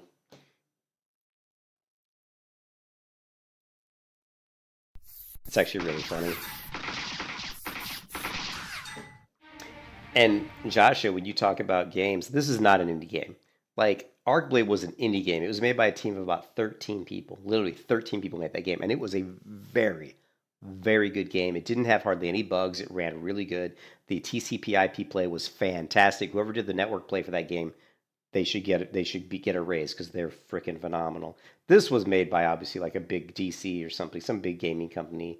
So it had a high amount of polish and was just great game that didn't last long enough. And I kind of found out about this game when it was falling off and dying. So I was super disappointed.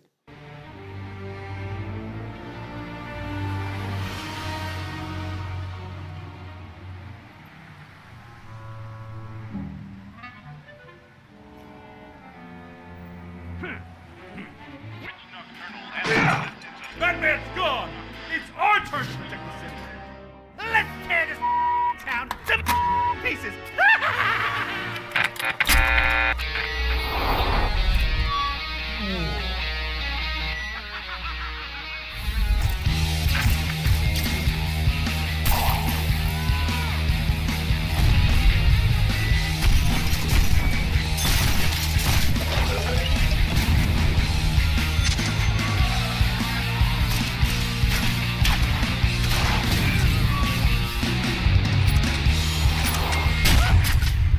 Batman's back! Go, go, go, go, go! Leave me, I'm so hurt. Keep talking, Brave Soul! I'm here to... Ah! What the... Ah! What the is this? Ah! Damn it! Naughty little bat. Where do I get one of these? Awesome! Oh! This is a game that definitely, this game died far too young. Amazing game.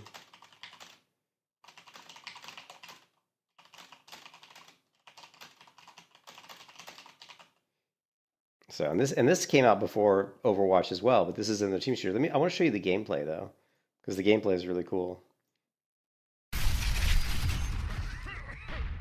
Salt and pepper on the wound. So this is a Gotham City Imposters death match. So it's, again, very much like Unreal Tournament in that it had death matches, but I think it also had, I believe it might have had point control as well. It's been a while since I played. He's like, got a slingshot.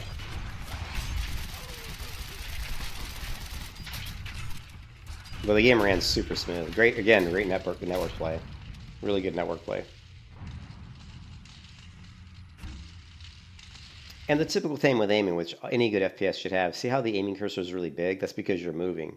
So your weapon's not going to be as accurate while you're moving, but once you slow down, that cursor should zoom in, and your weapon should become more accurate because you're not moving as much.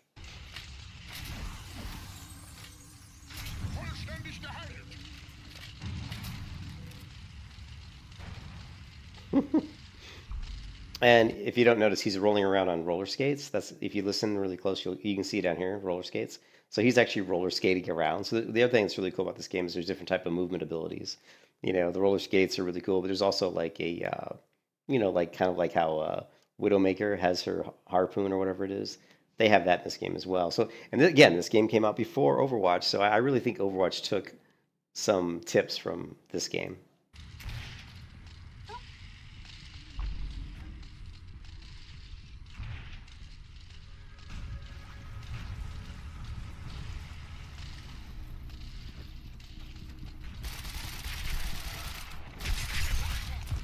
But the whole point is you're either Joker's or the Batman. You're either Batman or Joker, right? And you're basically like, you're imposters because the real Batman disappeared. So basically the Jokers are creating like their own gang. They're going around committing all this crime, and regular citizens are trying to become vigilante like Batman, you know, try to stop the bad guys from, you know, committing crime. And that's kind of, so it's basically just Jokers versus the Batman. But there's all kinds of cool stuff. There's trampolines, different types of weapons. There's, like I said, there's the harpoon. I can't remember all of them. There's just a ton of different weapons. Yeah, I wonder if he plays it different. But anyways, this was a phenomenal game. Like Gotham City Imposters was really, really good. So out of like the last, you know, games that I can think of that that died too soon. This was one. Another one was the other one's going to be in my Steam account. Let's see. And let's see if it should still be in here. The game doesn't exist anymore. I hope it's still in here. Noskoth. Now, Noskoth was another like really cool game that again died too soon. And I think to me the reason it died is because it just wasn't balanced correctly. Like there was always like there's basically it's the same type of game as the one we just looked at, where it was like this one was vampires. This one was vampires against vampire hunters. So you either like a vampire hunter or you were a vampire. And again, super cool game. So very similar to this in that you have two factions. The problem was it seemed like the one faction always had like was better than the other. And so obviously you can't have a game like that. It needs to be balanced. Now the easiest way to keep it balanced if you want to is you basically make it so that the factions don't have an advantage, right? And that's why Unreal Tournament was so good in my mind, because Unreal Tournament, everybody, it didn't matter what you picked, what player you picked, there was no advantage to that. Everybody had access to the same weapons. So I thought a game like Noskoth, if they just would have done that, give like some abilities to the one side, like obviously the vampires were fast and they could fly and climb walls and shit, I think, whereas the vampire hunters couldn't, but the vampire hunters had some special abilities. But if you look at Noskoth gameplay, it was actually really cool. Wow, and this is like a year ago, so I don't know how this game could even be up a year ago. So let's take a look. Wait, Noskoth is back in all its glory with a fan patch. Oh, wow. All right, so it looks like Noskoth is actually back. So that's pretty exciting.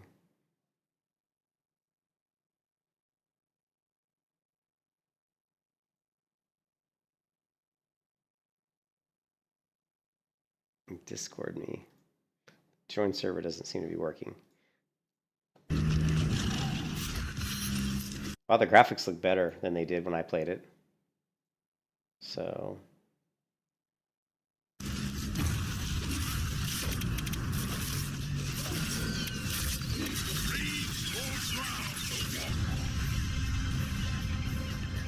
Okay, this looks totally different than well, it's a kill cam. This looks totally different than when I played the game. I don't know if this is like a different version or what's going on.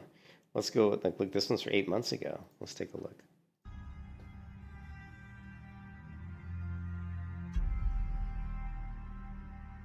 Deathmatch.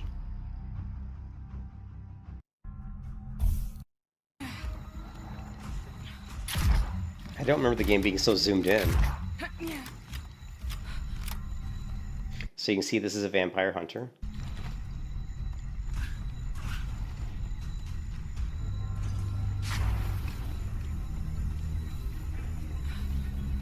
And this is a 4v4, so it's 4 vampire hunters versus 4 vampires.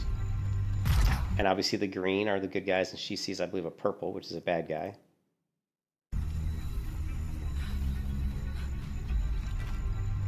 Right there, there's the bad guy. And she just beat the hell out of that bad guy.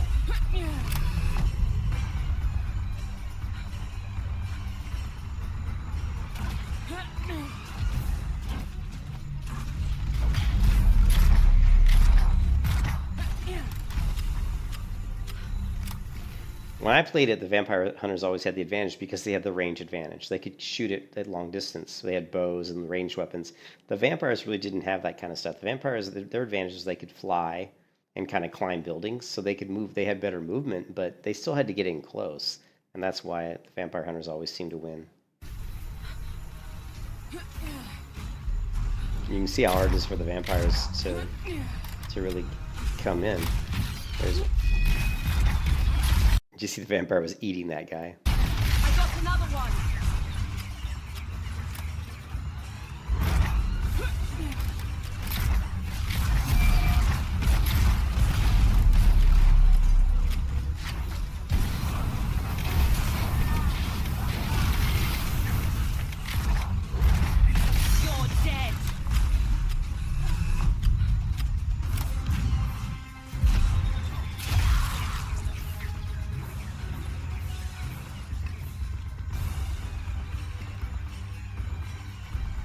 But again, a great concept. And so you can see that these games that I've really, really enjoyed are all pretty much the same type of game. They're team-based shooters where there's some uniqueness and some interesting like variety to the type of game, type of gameplay. But there's a really cool like idea behind the game. So I tried to join the Noscos, but it doesn't. I don't know if I'd ever really play this game because it's one of those. This is one of those games that. There we go. We'll go ahead and join the server. Redirecting me. What does Discord mean though? Is that Discord? Yeah, accept invite. Here we go. Hopefully. Let's close this because I don't want it on that one. All right, cool. So we got Noskov. It looks like it's a servers originally found 216 to bring the community of Noskoth recruits and veterans closer together. The game was canceled in the same year and was brought back unofficially in 2019. You are just a push of a button away to meet the loving fans who never gave up hope. The one-time Noskoth will return. Okay, so accept. Cool. Yeah, I mean, this might be a game that I'll play sometime. Yeah. Definitely, if you like team shooters, it's definitely something. But like I said, it's hard to get into a game like this. It's hard to get into a game that's been out for years and years and years that people have played for years and years, and you haven't played, and then you come in obviously, and you're gonna suck basically. And so there's a real big learning curve, especially on a game like an FPS. But this is, team-based shooters are a lot easier, especially with this stuff because it's like spray and pray type weapons. These weapons are, this is not hit scan stuff where you're using like a, it's not like Counter-Strike or, you know what I mean, or like Battlefield where you have to be like super, super accurate because you can see she's throwing stuff that's hitting the ground and exploding. So there's a lot of splash damage. And so it's a little bit more forgiving than trying to pick up something like, Counter-Strike or Call of Duty or something. But certainly an amazing game. When it came out, I thought I was very, very excited. I'm curious, see, the last video they put out was 7 years ago. And 7 years ago would have been around 2016. So this is around the time that the game was canceled. But if you go to the oldest video, check out the announcement. Check out the announcement trailer for this game from 10 years ago. I also think it's really interesting that this game and Arcblade also 10 years ago, these games came out around the same time. And I just feel like we haven't gotten a lot of good games that have come out, like not team-based shooters, and even like this one, Gotham City Imposters, there was a lot of games that came out at the same time that were good games. And I just don't, I think like now we have kind of the space games, like Starfield, stuff like that, Starfield, and, and then you have like a lot of kind of RPGs. But we don't see a lot of really cool like team-based shooters anymore. I don't think. We haven't seen anything original.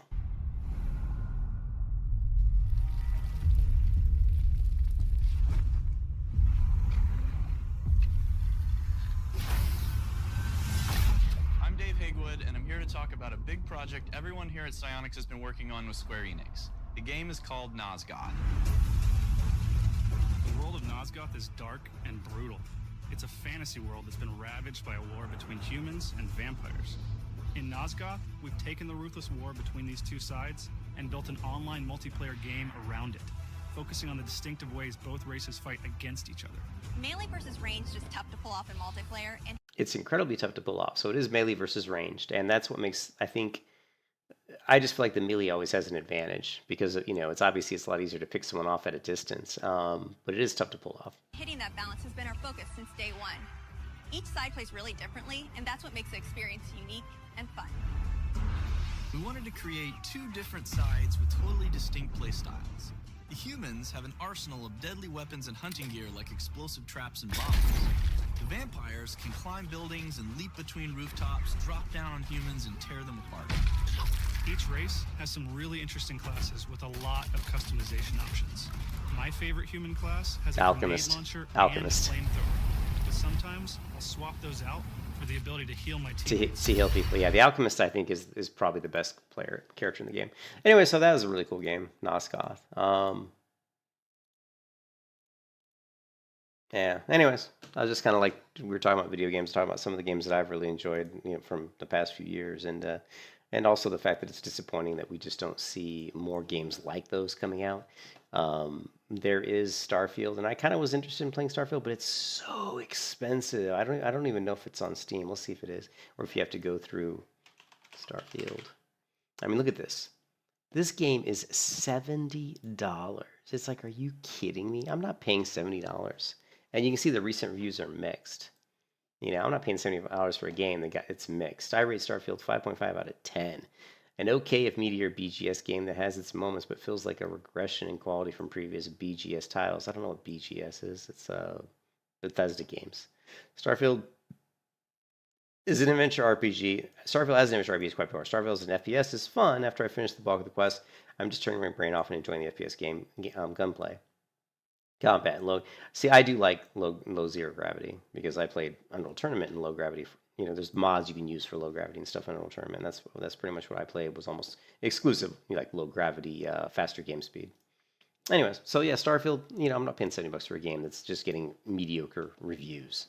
You know, so we're still relegated to, unfortunately, me waiting for a good MMO to come out probably, and we just haven't seen one. Nothing's come out in so long. I mean, Elion came out and it sucked.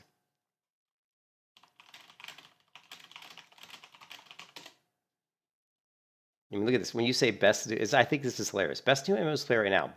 Black Desert. That's not new. Neverwinter, not new. None of these are new MMOs. New World's the newest. And that came out, a couple years ago? That's what cracks me up. Best new MMOs to play, and you get all this shit. None of this is new. None of it. Go to PC Games. Best new MMO. Let's see what we got. Enlisted. In World War II shooter. Okay. Final Fantasy 14. Again, that's not a new MMO. It shouldn't even be in the list. Just because it released an expansion, to me doesn't make it new. That just makes it an ongoing game that's got new content. Tower Fantasy, that is a new game, but from what I heard, it's awful. Lost Ark I played, it was pretty awful. I mean, it was fun for what it was, but I don't like isometric click-to-move games, so that kind of sucks. New World, I don't consider that new. Guild Wars 2 is not new. World of Warcraft Dragonflight, again, not new. Black Desert, not new. Conan Exile is incredibly old. Conan's kind of cool, though. Cool game. So there you go. It's funny. Best new MMOs. That's what you get. You get a list of games that are freaking old, like really old. And if you go to MMO Byte, he does. The problem with MMO Byte, I mean, I like him. I like some of his videos, but all his videos are like anime. And just look at his clip, his thumbnails. They're all just big boobed anime girls. I think he's got some sort of. Well, I don't think. I know he's got a fetish for big boobed anime girls because that's all we ever see as his thumbnails, right? But, Berserker's everything you need. Breakers, sorry. 6 best new games releasing in October. It's canceled. I don't know what game that is. Why I'm still excited for Blue Protocol. I mean, and he always... 2023. The one thing about Byte is he always has total clickbait titles, which they're just so bad. I wish he wouldn't do the clickbait titles. Has been pretty good for video games thus far. Starfield, Mortal Kombat, Baldur's Gate 3, Diablo 4, Tears of the Kingdom. Okay, I played Diablo and it was repetitive. I played Baldur's Gate 3 and I think it's a great game, but again, it's not really my style of game. I think it's a great game. And I played it for like a month and I actually really enjoyed it. But once the game came out, I was like, really didn't have a huge desire to play because I felt like, I don't know. There's just, the world itself was too small. You know what I mean? Like, it's not open world. That's the big thing for me. When I play a game, I want it to be open world. If I'm playing an MMO or a fantasy type game, I want it to be open world, and Baldur's Gate is not an open world game. And Resident Evil 4. And October looks like it's going to be another month that is absolutely packed with releases. Just sadly, not much in terms of MMOs. I do have a video on MMO test phases and releases for the month of October. Okay, we'll see that one. If I had $1 for every Korean MMO... Looking for a new MMO. I am looking for a new MMO.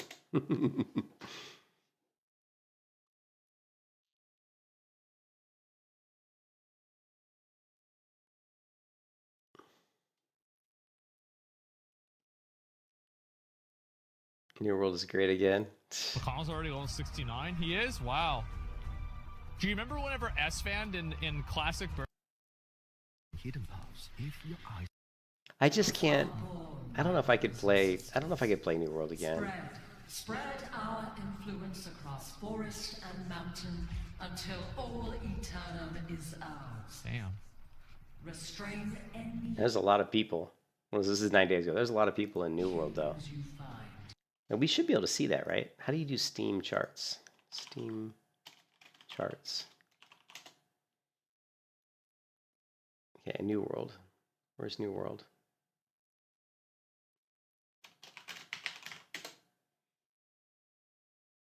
Okay, New World. Okay, so last 30 days, it's gained 11,000 people, which is 79%. Its peak players, 77,000. But what's interesting is if you go back over the last like 4 or 5 months, it's been pretty, you know, it got at its lowest, you know, through here, 20,000 people, which is still, you know, 20,000 people is, you know, still, you know. But look at what's really interesting is why were there so many people playing in November, but then in December there weren't?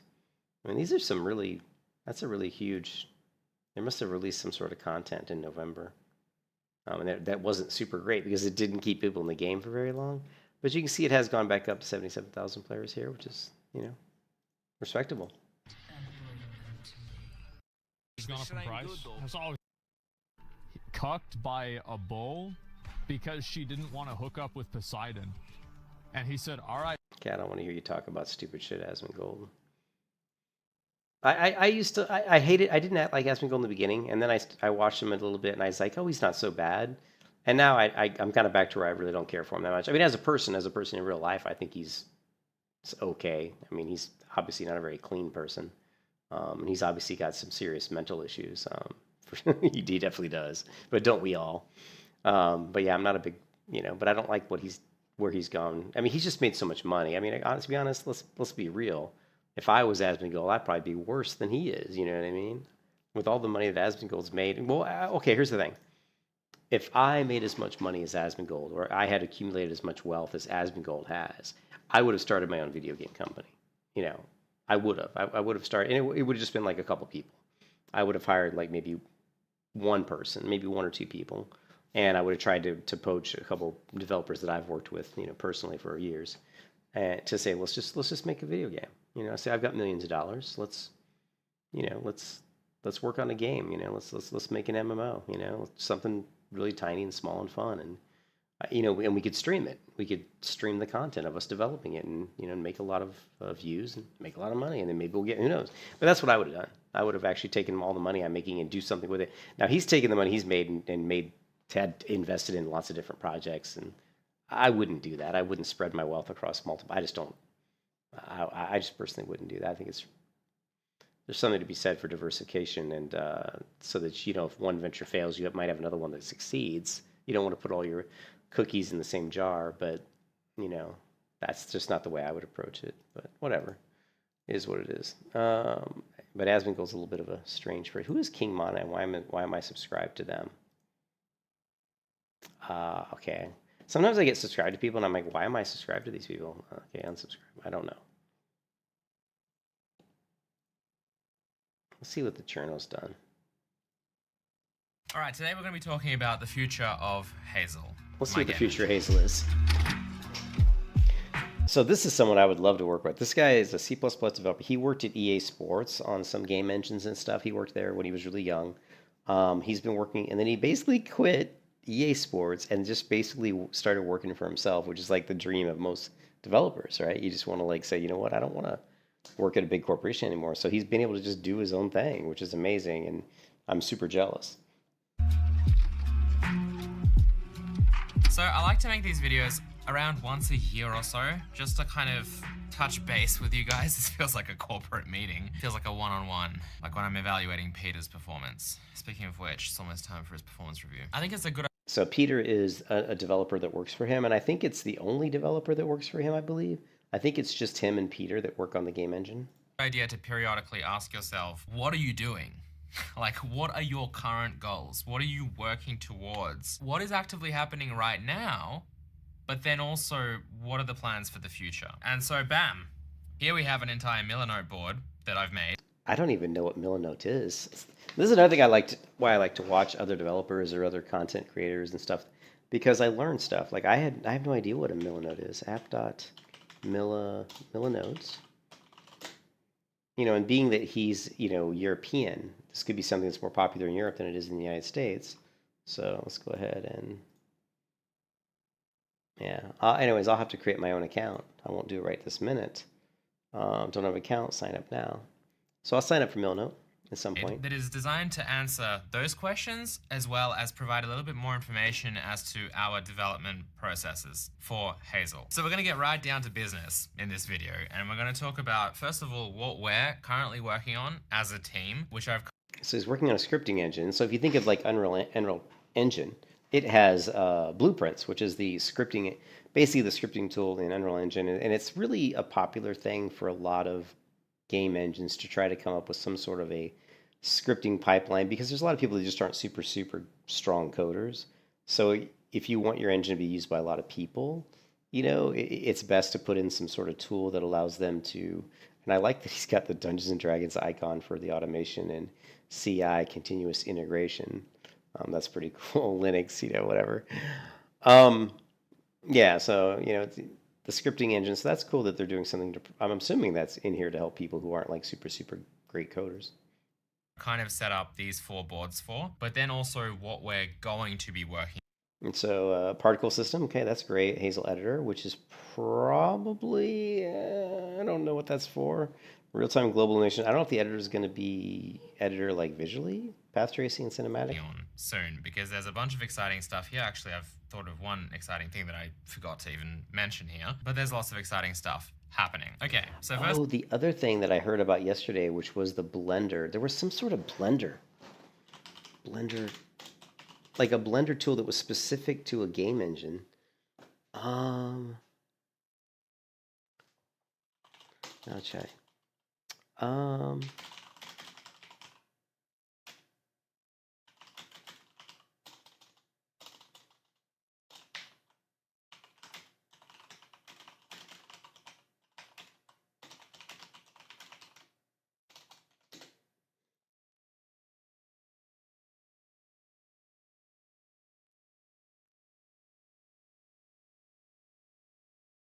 I saw something.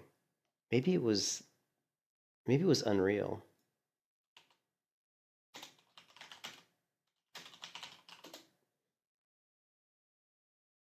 I can't remember. I saw something really interesting about Blender, and it was something like a specific like interface or something with Blender. Blender's another 3D tool, 3D development tool for lots of stuff. Actually, it's got a game. I wouldn't use Blender for 3D game as to create a game, but you could use it to make obviously your art assets and character models and animations and stuff like that. Hello, everyone. If you are a Blender user. Also, if you're big into game development, this guy's YouTube site is just mandatory. Unreal Sensei, this guy is fantastic. Plus, he gives away some beautiful free tutorials that are just really good. I like his update videos too. When he talks about like, you know, what Unreal, you know, what new versions of Unreal Engine are coming out, you know, what changes and why, you know, why they're good. But yeah, he's got some videos on. Probably could just search for, man, 5 reasons Unreal Engine is a big deal. Yeah, that's a good video. But learn Unreal Engine 5 for Blender users. That's okay. But where's his tutorials? Learn Unreal Engine 4 for Blender users. Let's go videos. Man, let's go popular.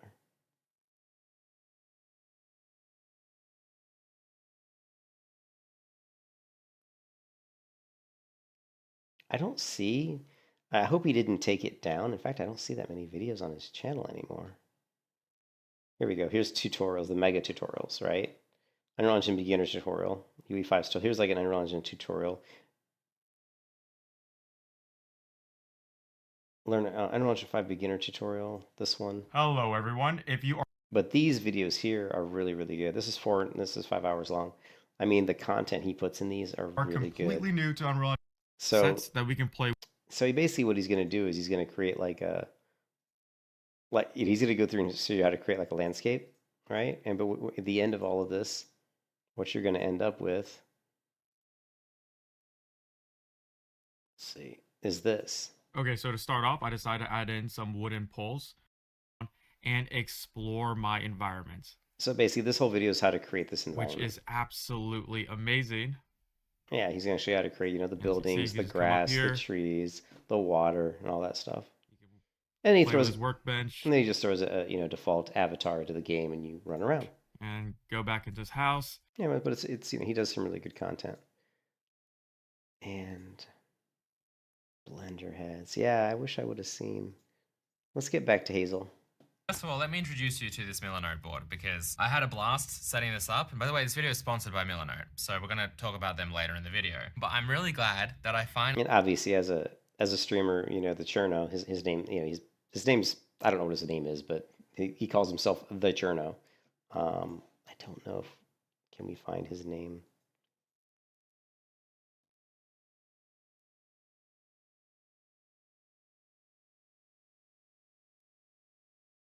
See, business. We can't get his full name. And of course, he has merchandise. Oh, here it is Yan Chernikov. So his name is Yan Chernikov. And of course, he's got the merchandise. His merchandise is pretty awful, to be honest. I mean, he wants to buy a pillow that's got this big C on it. He needs to work on his merchandise. Finally had the opportunity to create something like this because I think this is going to answer so many questions and keep you guys so much more informed with what we're this Milanote page that I've made. And I believe you guys can actually leave comments as well if you're curious about certain things. So first of all, Control-Shift-D flips between light and dark theme. I kind of like both, to be honest. It's a great example of something that I have paper, and also it's great for visual stuff like this. Like, I need to draw this little diagram. Yeah, but how much just does grab it a bunch cost? of these note blocks. You can connect them with arrows just by right-clicking, connect with lines. Give this line like an arrowhead, 2 arrowheads, whatever, and you've got a diagram like this going really quickly. But then you can also just draw. Like, I can just draw. I had my Wacom tablet like hooked up for free. For free, with no time limit or anything like that. Just go to my link in the description below and try it out for your next creative project. And if you are already using Milanote, let me know down in the comment section below how you've been finding it. Huge thank you to Milanote for sponsoring this video. Okay, so let's start with the GPU particle system. So Hazel at the moment doesn't have any kind of particle system. In past, some form of visual, I even have a video that was all entirely written by me in C#. Like in the scripting language, just during the game jam. It's not that hard. In fact, I even have a video where I made a particle system in an hour, not in any game engine. I'll have the video linked up there. But the problem is, it's not like a real particle system, because in that kind of C# particle system, Anyways, yeah, he's got a good channel if you're into coding, which of course I am. But I don't know, like, he's been working on it for a while. He's just one person, so obviously it's going to take a while for one person to create a game engine, but actually, the guy who did No Man's Sky pretty much wrote the game engine himself in, like, I think 2 years, so, which is pretty amazing, actually, to write a game engine as good as the one he came up with and do it in, like, 2 years. I mean, there was a lot of work that had to be done to clean it up and make things better, but very impressive. Anyways, I'm going to take a break. I don't know, maybe watch TV or something. I know this video has been crazy and all over the place, but thanks for sticking around and, thanks for humoring me. I am probably going to play World of Warcraft tomorrow. I'll do the Melee Hunter, probably. Unless I could find something else to play, I'm going to do a little bit of research tonight and see if there isn't any kind of new MMOs that I can play that I haven't played, but it's pretty tough to find anything, that I haven't already played. Like, if we go to the store, like I said, and if we go to my wish list, there are some games on here that and I always thought Isles of Adelar looked like it could be interesting, but I think it's just too clunky from the reviews. When you read the reviews, you usually never leave reviews on games, but this is such an ambitious game made by 2 people. So only 2 people are working on this game. Now this is from 2020, so we need to look at, like, recent reviews. Recently reposted, please read. I've been playing RPGs most of my life.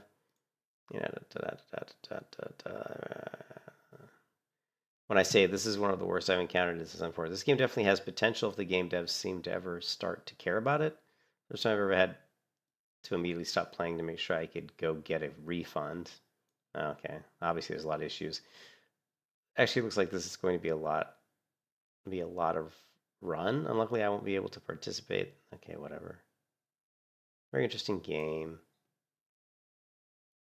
But you can see a lot of bad reviews. This game has a lot of promise. Only played an hour or 2, but I will definitely be keeping my eye on its development. You know, that's from 2 years ago. You know, 2 years ago. Like the most recent one was from January of this year. So I mean, it just feels like this is probably a dead game. So you don't have any reviews recent, so it doesn't look very promising. Everspace 2, I always wanted to play that. It just looked like it would be cool. So let's take a look. It's another, sci-fi game. Much more simplistic, but it's got very positive reviews. Let's take a look. True masterpiece. It's an arcadey space shooter RPG like Freelancer. Now you have to say, now you might say that is Starfield 2. Compared to Everspace 2, it's much more fast-paced and more about space fights. Again, many foes at once. Everspace is a spaceship movement that lets you strafe sideways. No flying loops to see your opponent. It's more like Diablo in space.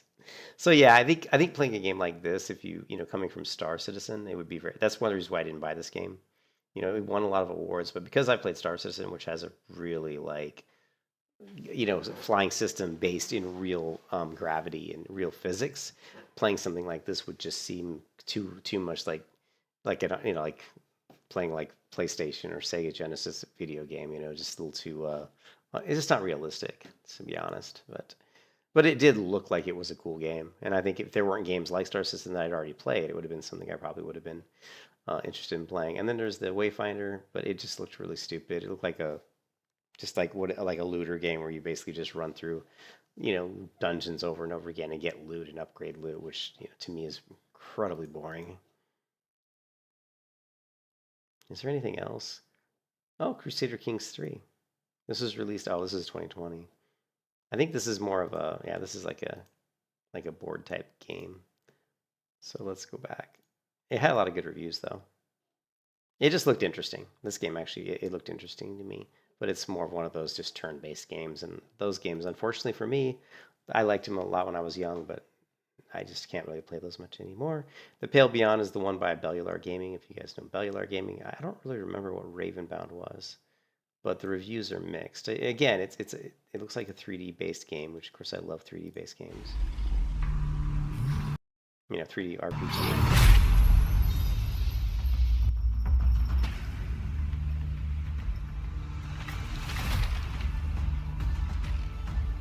The graphics look nice.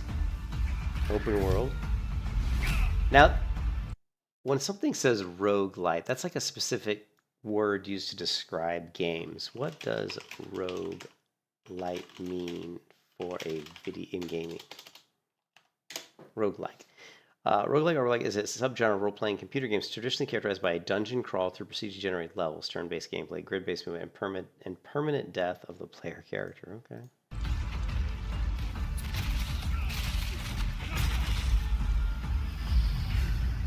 Build your deck. Oh no, it isn't it turn-based, is it? Okay, so this is more like...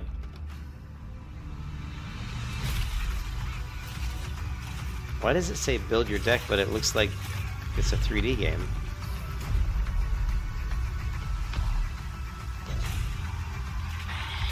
Oh, that was pretty cool. That was actually a pretty cool looking monster. Let's see that one again. Look at this. That's pretty cool. I like the graphic. I like...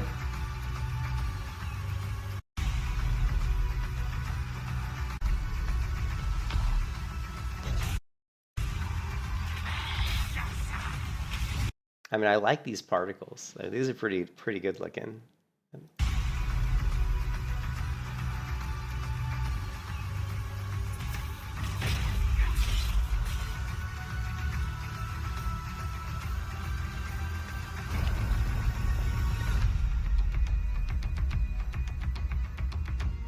Weird. This would be one of those games I wouldn't play this unless it got like amazing reviews, and of course it didn't. It's mixed. So this would be something that, it would have to be like overwhelmingly positive for me to want to try it, just because of the type of game it is. What else? Anything else? Sky Climbers. It says coming soon, of course. Stalker 2, Heart of Chernobyl, $60. Forspoken got really, really bad reviews. PAX Day. Okay, we need to talk about PAX Day, because PAX Day is an MMO that's coming soon. In fact, PAX Day should be having a alpha pretty soon.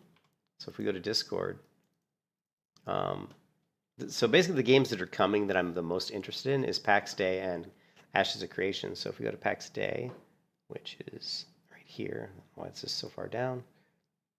Ashes of Creation. We're thrilled to announce the arrival of long-awaited RPG Systems and Combat blog post. Okay, this is a blog post, so I don't know when. Here. Don't forget, there's still time to register for the alpha. I've already registered for the alpha. Time for a little change. This was from today at 8 a.m. Bugs, nothing says early versions of the game more than weird, wonderful bugs. Don't. So they're showing bugs from like their alpha, I guess. Yeah, guys with no. You can see the rabbit on the head. You know, of course, falling through the world. Wolves, and they're stuck into each other, I guess. Another person going through the ground.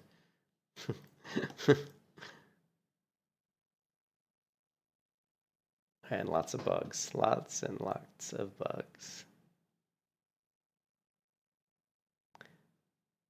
Is there of course, fan art? I haven't posted anything in the fan art recently, but I have posted, like I post stuff in the fan art, images I create.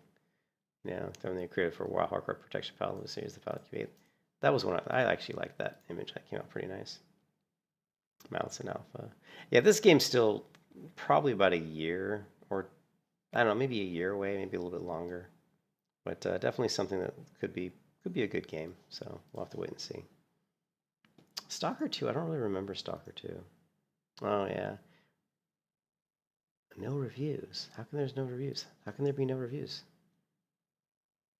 Oh, I guess it's not released yet. Release date Q1. Yeah, okay. So you can put the game in your cart and maybe buy it, but it's not out yet.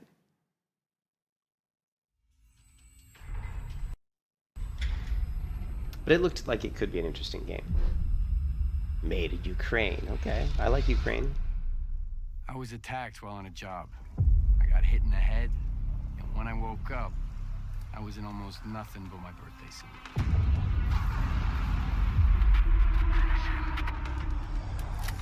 This game just looks good. I like the lighting. And there's some weird gravity going on.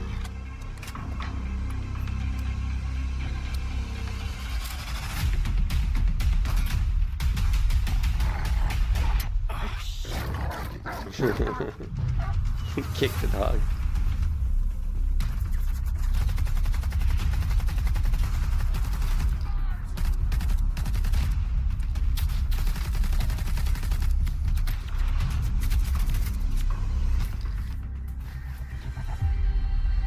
Here's your bolt. Where the hell would I need a bolt? Take a look around. Crap. But it does look interesting. Who makes this? Developer.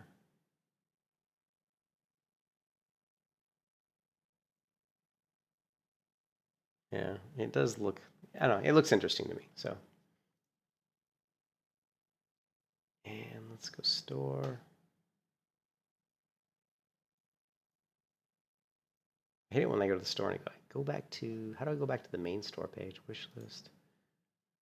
Store, here, let's go to featured games on the store. Realm of the Mad God. Dune. I used to play a game called Dune 2000, like way back in like the 90s probably, that was actually really fun. Dragon Ball, Heart of Iron. Sea of Thieves. Yeah. Very positive. Who'd you think you are? Be on my team. Say what you are. Be on my team. Let your hair down. Let your hair down. Welcome to my playground. Okay, I'm sorry, but it looks a little too young for me. This game's been around for 5 years.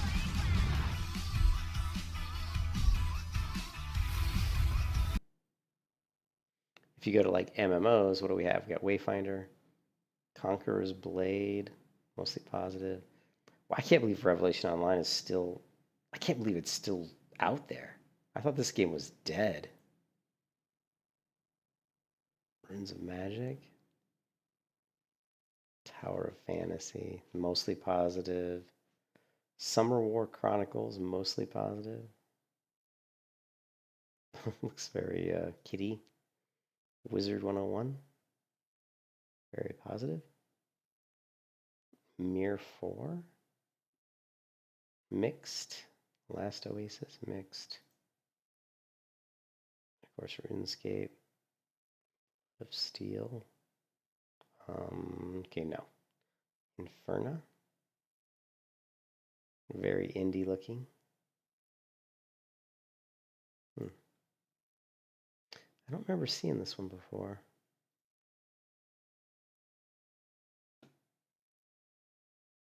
The one thing I think that's interesting is I think we're definitely going to have, I mean, because of the development tools are getting better and better all the time, people talk about, oh, it's very difficult to make an MMO. That is true right now, but it won't be true forever. Eventually, AI is going to help. Eventually, game engine is going to be so much better. Eventually, technology is going to be such that people are going to be able to make MMOs like pretty easily, to be honest.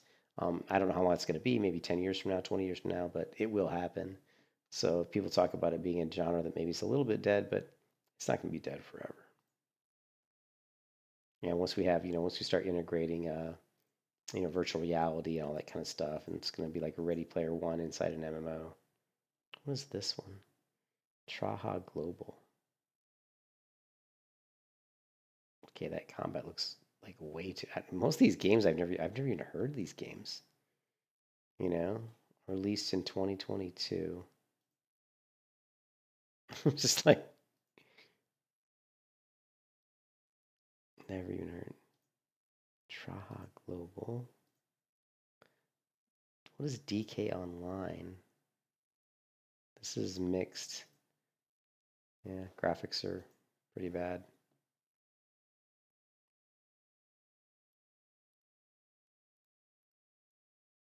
Game of Thrones winter is coming? Mixed.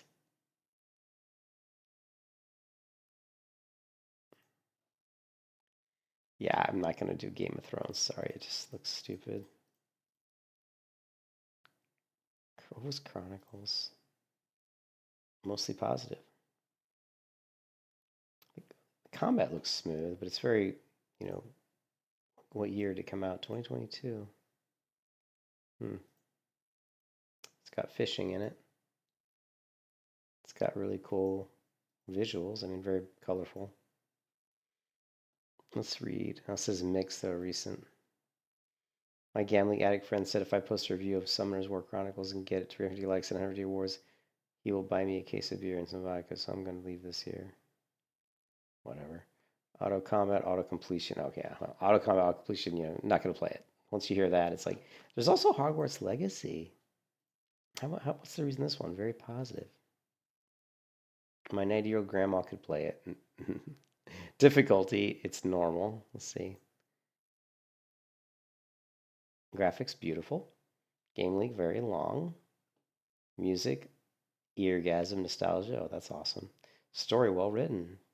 Could be cheaper. Yeah, so this game is, maybe we should play Hogwarts Legacy. So, but to do that, now we need to go and check out reviews on it. So this is one of the things I'll do. I'll go through Steam and I'll look at different titles and I'll say what's gotten decent reviews in Steam. And then once I find something that's got interesting reviews, then I'll go and say, okay, well let's go to YouTube and search for reviews. But we want something that's recent. Like here's one from 4 months ago. That's pretty recent. And I've actually played this video before. Because Hogwarts Legacy is worth the asking price for that first section of the game alone. It achieves the impossible by doing justice to the Hogwarts you may know and love from the books and movies. You see, as I've grown older, the magic has drained from my gaming experiences, and it's become about completing games in an efficient manner whilst analysing how their individual gameplay elements interact with each other. Okay, that's kind of sad. He basically just said he doesn't have as much fun in video games anymore. He can't play a video game and get kind of like awe at the game itself. Like, oh, this is awesome. It just doesn't awe him, so he tries to just play a game and finish it as fast as possible. That just sounds sad to me. Why are you playing video games? Maybe you should go do something else. It's cold and it's calculated, but the halls of Hogwarts made me forget about all that, and I found myself simply exploring for exploring's sake, to witness what's around the next corner, or what that strange sound is behind that doorway. Sometimes I'd just stand there, bathing in the atmosphere, imagining the many people who had passed through those halls and who were yet to do so, observing students messing about with magic spells and staring at This hallway is really cool. These people in these paintings are moving. the hundreds of animated portraits and wondering how the devs had the time to make so many. Its many halls could so easily have been boringly copy-pasted, but they aren't. It nails the feeling of Hogwarts. Every part of this gigantic school feels unique and handcrafted, with so many moving, interactive, and animated assets that it feels alive. That's high praise from me. I love to try and break games down into their textures and polygons, their chunk-based world loading and primitive NPC routines, but give it a few moments and Hogwarts will surprise me with another gorgeous handcrafted surprise, and I'm back under its spell again. Seriously, just let me gush about this remarkable achievement because the game deserves it. Plus, the rest of this video is going to be a lot more critical, and I don't want you getting the impression that it isn't worth experiencing, because it is, if for Hogwarts alone, or the combat. If gaming had 7 wonders of the world, then this game's depiction of the Hogwarts castles would... So Hogwarts Legacy is a game of 2 parts. There's the good, and then there are lots and lots and lots of small, niggling annoyances, which eventually become the bulk of your playtime. And no part of it shows it better than the very end. Minor spoilers alert, though it's more of a warning than anything. So after having arrived at Hogwarts mere months before, cramming 5 years of lessons into a single year, aced every exam I've done, every spell I've learned, and every assignment I've been sent on, having saved Hogsmeade from evil, Hogwarts from evil, numerous rare animals from evil, and the world from evil, the deputy head teacher looks at my guidebook. I assume she's going to praise me for being a remarkable student, like everybody else is. But no, she has the nerve to tell me that I've got to do a bit more before I can finish the year. That's when I began the most brutal grind yet, flying about popping balloons, drawing constellations, and using dark magic in abandoned castles, until the head teacher deemed me worthy of finishing a year at Hogwarts. As a reward for reaching level 34, for some reason, I got the laziest end scene ever, where they didn't even bother mentioning the house I was in. A far cry from the detail at the start of the game, and a rude farewell that has left me sour. It's very clear to me that this game's development was cut short because... Yeah, it was cut short. That happens so much in video games. The game, even World of Warcraft was like that. Like, they developed certain parts of WoW. You could tell there was a lot of time. And like, the Barrens was obviously a zone that was just thrown at the end. It's like, well, we're running out of time. Let's just make this huge, massive zone. We'll call it the Barrens, and we're done. You know, we didn't have to... So the textures and stuff, you didn't have to do much work. Because the same beautiful attention to detail seen earlier in the game and in the castles of Hogwarts very evidently runs out before the end of the academic year. So Hogwarts Legacy, a baffling game. Stick with it for long enough and your experience will be soured by its many minor irritations, but a few sky-high strengths make it a solid and atmospheric experience, and at best a really enjoyable game set in the Harry Potter universe.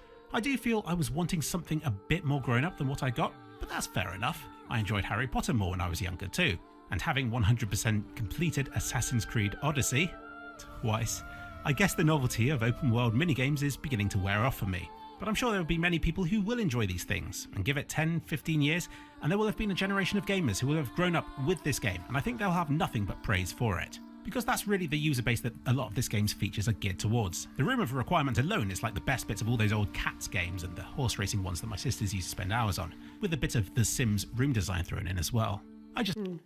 Again, it looks like a cool game, but...